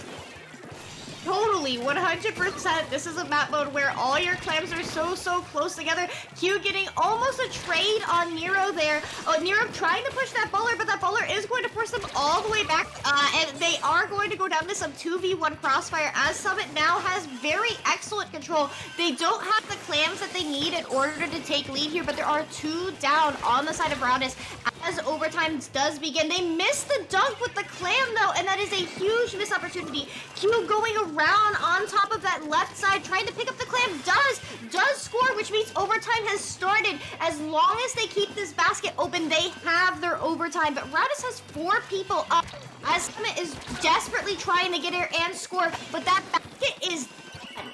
Game 4 goes to Ratas. 3-1 situation, just one more game for Ratas and they take the tournament win. But if Summit wants to get the win, they need to win 3 more matches. So this is do or splatted for Summit. But I'll have to say, Leon, I take my fish hat to you, the bonefish hats. 18 splats with the X-Flow, even though some of them might include assist. The top frag with the X-Flow. I literally am speechless. Congrats. Very good. Very good X-Flow. Some skill there with the Explode. Nothing to sneeze at. The KAs on the side of Summit were very solid. But this is a game where it's not for kills, it's for objective, and Ratas just simply did that better. We do know that Summit did win game 1 on Rainmaker Manta, and we are moving forward to the next Rainmaker game, but this is match point in favor of Ratas. So Summit is the team that needs to get it together. They do have a little bit of a mode advantage moving into this. They won the last Rainmaker game, but we'll see how that goes. We'll see how that goes indeed as our players are getting ready to set and go. This is game, set, and match for Ratas. I do have to say, Rainmaker is a very 50-50 mode, meaning that it is almost impossible to predict what's going to happen here. We might even see the Expo come back because damn Leo, you literally play very good. I honestly don't think Leo got that many. He didn't get splattered themselves. They literally did very well. We see now the Rapid Pro on one side, we see the Crapid on the other side, and we see indeed a very good high definition armor on at least both sides. Yeah, the Junior definitely can match the armor output of the 85 and the Tri-Slasher in the hands of Summit. But what those blasters are going to do so well here is keeping those Rainmakers from jumping across that left side. And it could be such a situation where you're holding your street really well, but the Rainmaker just jumps above your head, and that's what those blasters are going to be able to shut down. Ratas does get a cheeky little first push in, but Summit is very clearly the ones here in control of objective. Chomper being forced back by Havoc and Q there. They are going to go 3v2. Oh, now it is Summit's time to take an opportunity, get that final pick, get that delayed wipe, and start moving that Rainmaker because mid is theirs now. Epi, I have a question for you when you play Blob. If someone just falls on you, is it easier or harder to splat them? It depends on the player, honestly, and it depends whether or not I was expecting it. However, we don't have any blobs here, so No, sad. because Havoc was just swinging the Tri-Slasher and suddenly someone just drops above them. And I'm like, that engagement seems in favor of of buckets in general. So like just rushing a bucket would mean that they just literally just get splattered. So you shouldn't have rush. So I'm just asking as in terms like with the blob thing. And because like we're just now seeing that Summit trying to go for the push on the left side, it seems that it's going to be successful with just one player remaining. A little bit of a missed shot from the Rainmaker, but the is down. They managed to get a little bit more of a. They might be able to get even more of a sequential lead. Ordinary is no ordinary when it comes to Rainmaker. It stops at 32. It's a great push. That was a fabulous push. As you mentioned, it is difficult to rush a bucket down. That's not something that you really want to do, unless maybe you're a barrel stuffing sploosh. We do see Sprouty Face over here near the Rainmaker trying to defend it, but Summit is still not giving that up. Oh, they go 3 down, which means that Rapid is going to have to disengage. Domino picking up the Rainmaker, not waiting for a moment to breathe for that Rainmaker to reset. It looks like they're trying to position themselves to go top left. They do have that bomb rush and that baller online, which that baller coming out in the middle of their opponent's court, creating some stimuli, trying to create a diversion for that Rainmaker in order to be able to work. Summit does have that Inkjet ready. That Inkjet comes out. Domino on top of that on top of Snipe with Rainmaker Bell almost falling into the abyss. Does finally get splatted by Summit as they are in control of mid here with 2 down. There was a lot of things happening at that. I was just like, wait, wasn't the Rainmaker on the left side, and then just all the way on Spinner, and then Havoc finishing using the baller, and then having to deal with no turf to survive. We see the Slushing Machine applying so much pressure on Q. It seems that they're just trying to apply once more into the point that they can get a little bit more of a point, but the Junior is applying so much more. Q survives that. That's amazing. It's a very good timing in general for jumping out. Chomp, we see we see Ratas once again going for picking up the Rainmaker and not waiting for the reset. On this map compared to Black Belly, I do think it's the safest option since it's a very short map compared to Black Belly.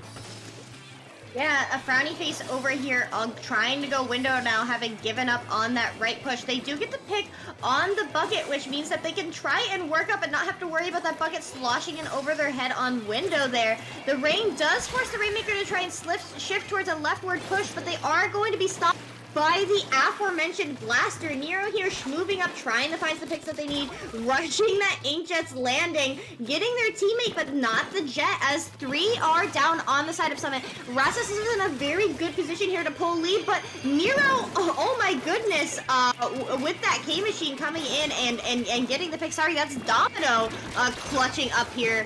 Oh man, the KEs on both sides. This is extremely scrappy as Ratas picks up the Rainmaker, tries to cheese it, but doesn't make it far enough. With 35 seconds left in the game and Summit being pretty defensive here on their spawn, I think this game really could go towards Summit. I say that, but 2 members are down. Chopper getting another pick.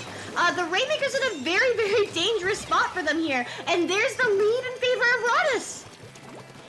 Ratas in the lead, 15 seconds remaining for this grand finals to finish if they don't get to overtime. I do believe overtime is not granted, so they need to pick up the Rainmaker as they pop, but the shield is so orange. 2 players gets assisted splatted. They do get the pop, they have to pick it up, but it's too late. Game, set, and match for Ratas. They take SAC, SOS, sorry, not SAC, SOS 56. Yeah, and a very, very clutch turnaround. Summit was doing very, very solid there in terms of their defense and keeping the Rainmaker out of where they wanted it to not be. Like every single time Ratas tried to push top left, Summit did shut that down, but it was the moment where they decided to go for that continuous window push. Ratas would go 3 down and then still jump in and continue pushing that Maker. So they refused to give that matchup and to give this set up, refusing to let Summit drag the set on, saying, no, we are your SOS 56 champions. It is time to go to sleep. Indeed, thank you, Skeppy, for reminding me that it's 2:38 in the morning for me. I'm actually more awake than I was at the beginning of the stream. Me too! And and also, I would like to point out there are more rats in the chat, like the emoji rat, than Bruno's rats on the Encanto movie. I will say for sure that one of my last things I'm gonna be saying on the stream is we don't talk about Bruno, and I hope that song stays in your head as long as it stays on mine for already 2 weeks. Well, this was a fabulous evening. Thank you to all the teams who played and everybody who turned out to watch. And congratulations to Ratas once again for taking first place, and Summit there for a very, very solid second. We will be back next week as always. Fern, where can the good people find you? They can find me on Twitter at Supafern, SUPAFERN013. I am currently working on making VR chat models of Inklings and Octolinks. So if you could help me with a little bit of feedback on terms of what could I do to help, because I do actually want to do that for people in the future. They can literally DM me about it. I would love to chat about it. It's very fun to play with Blender and Unity. And where can you find you, Skeppy? You can find me on Twitter and Twitch at Skepidillions as seen on screen. I play a lot of Splatoon, very active in comp, and on mic. So you'll see me around. Stay fresh, everyone.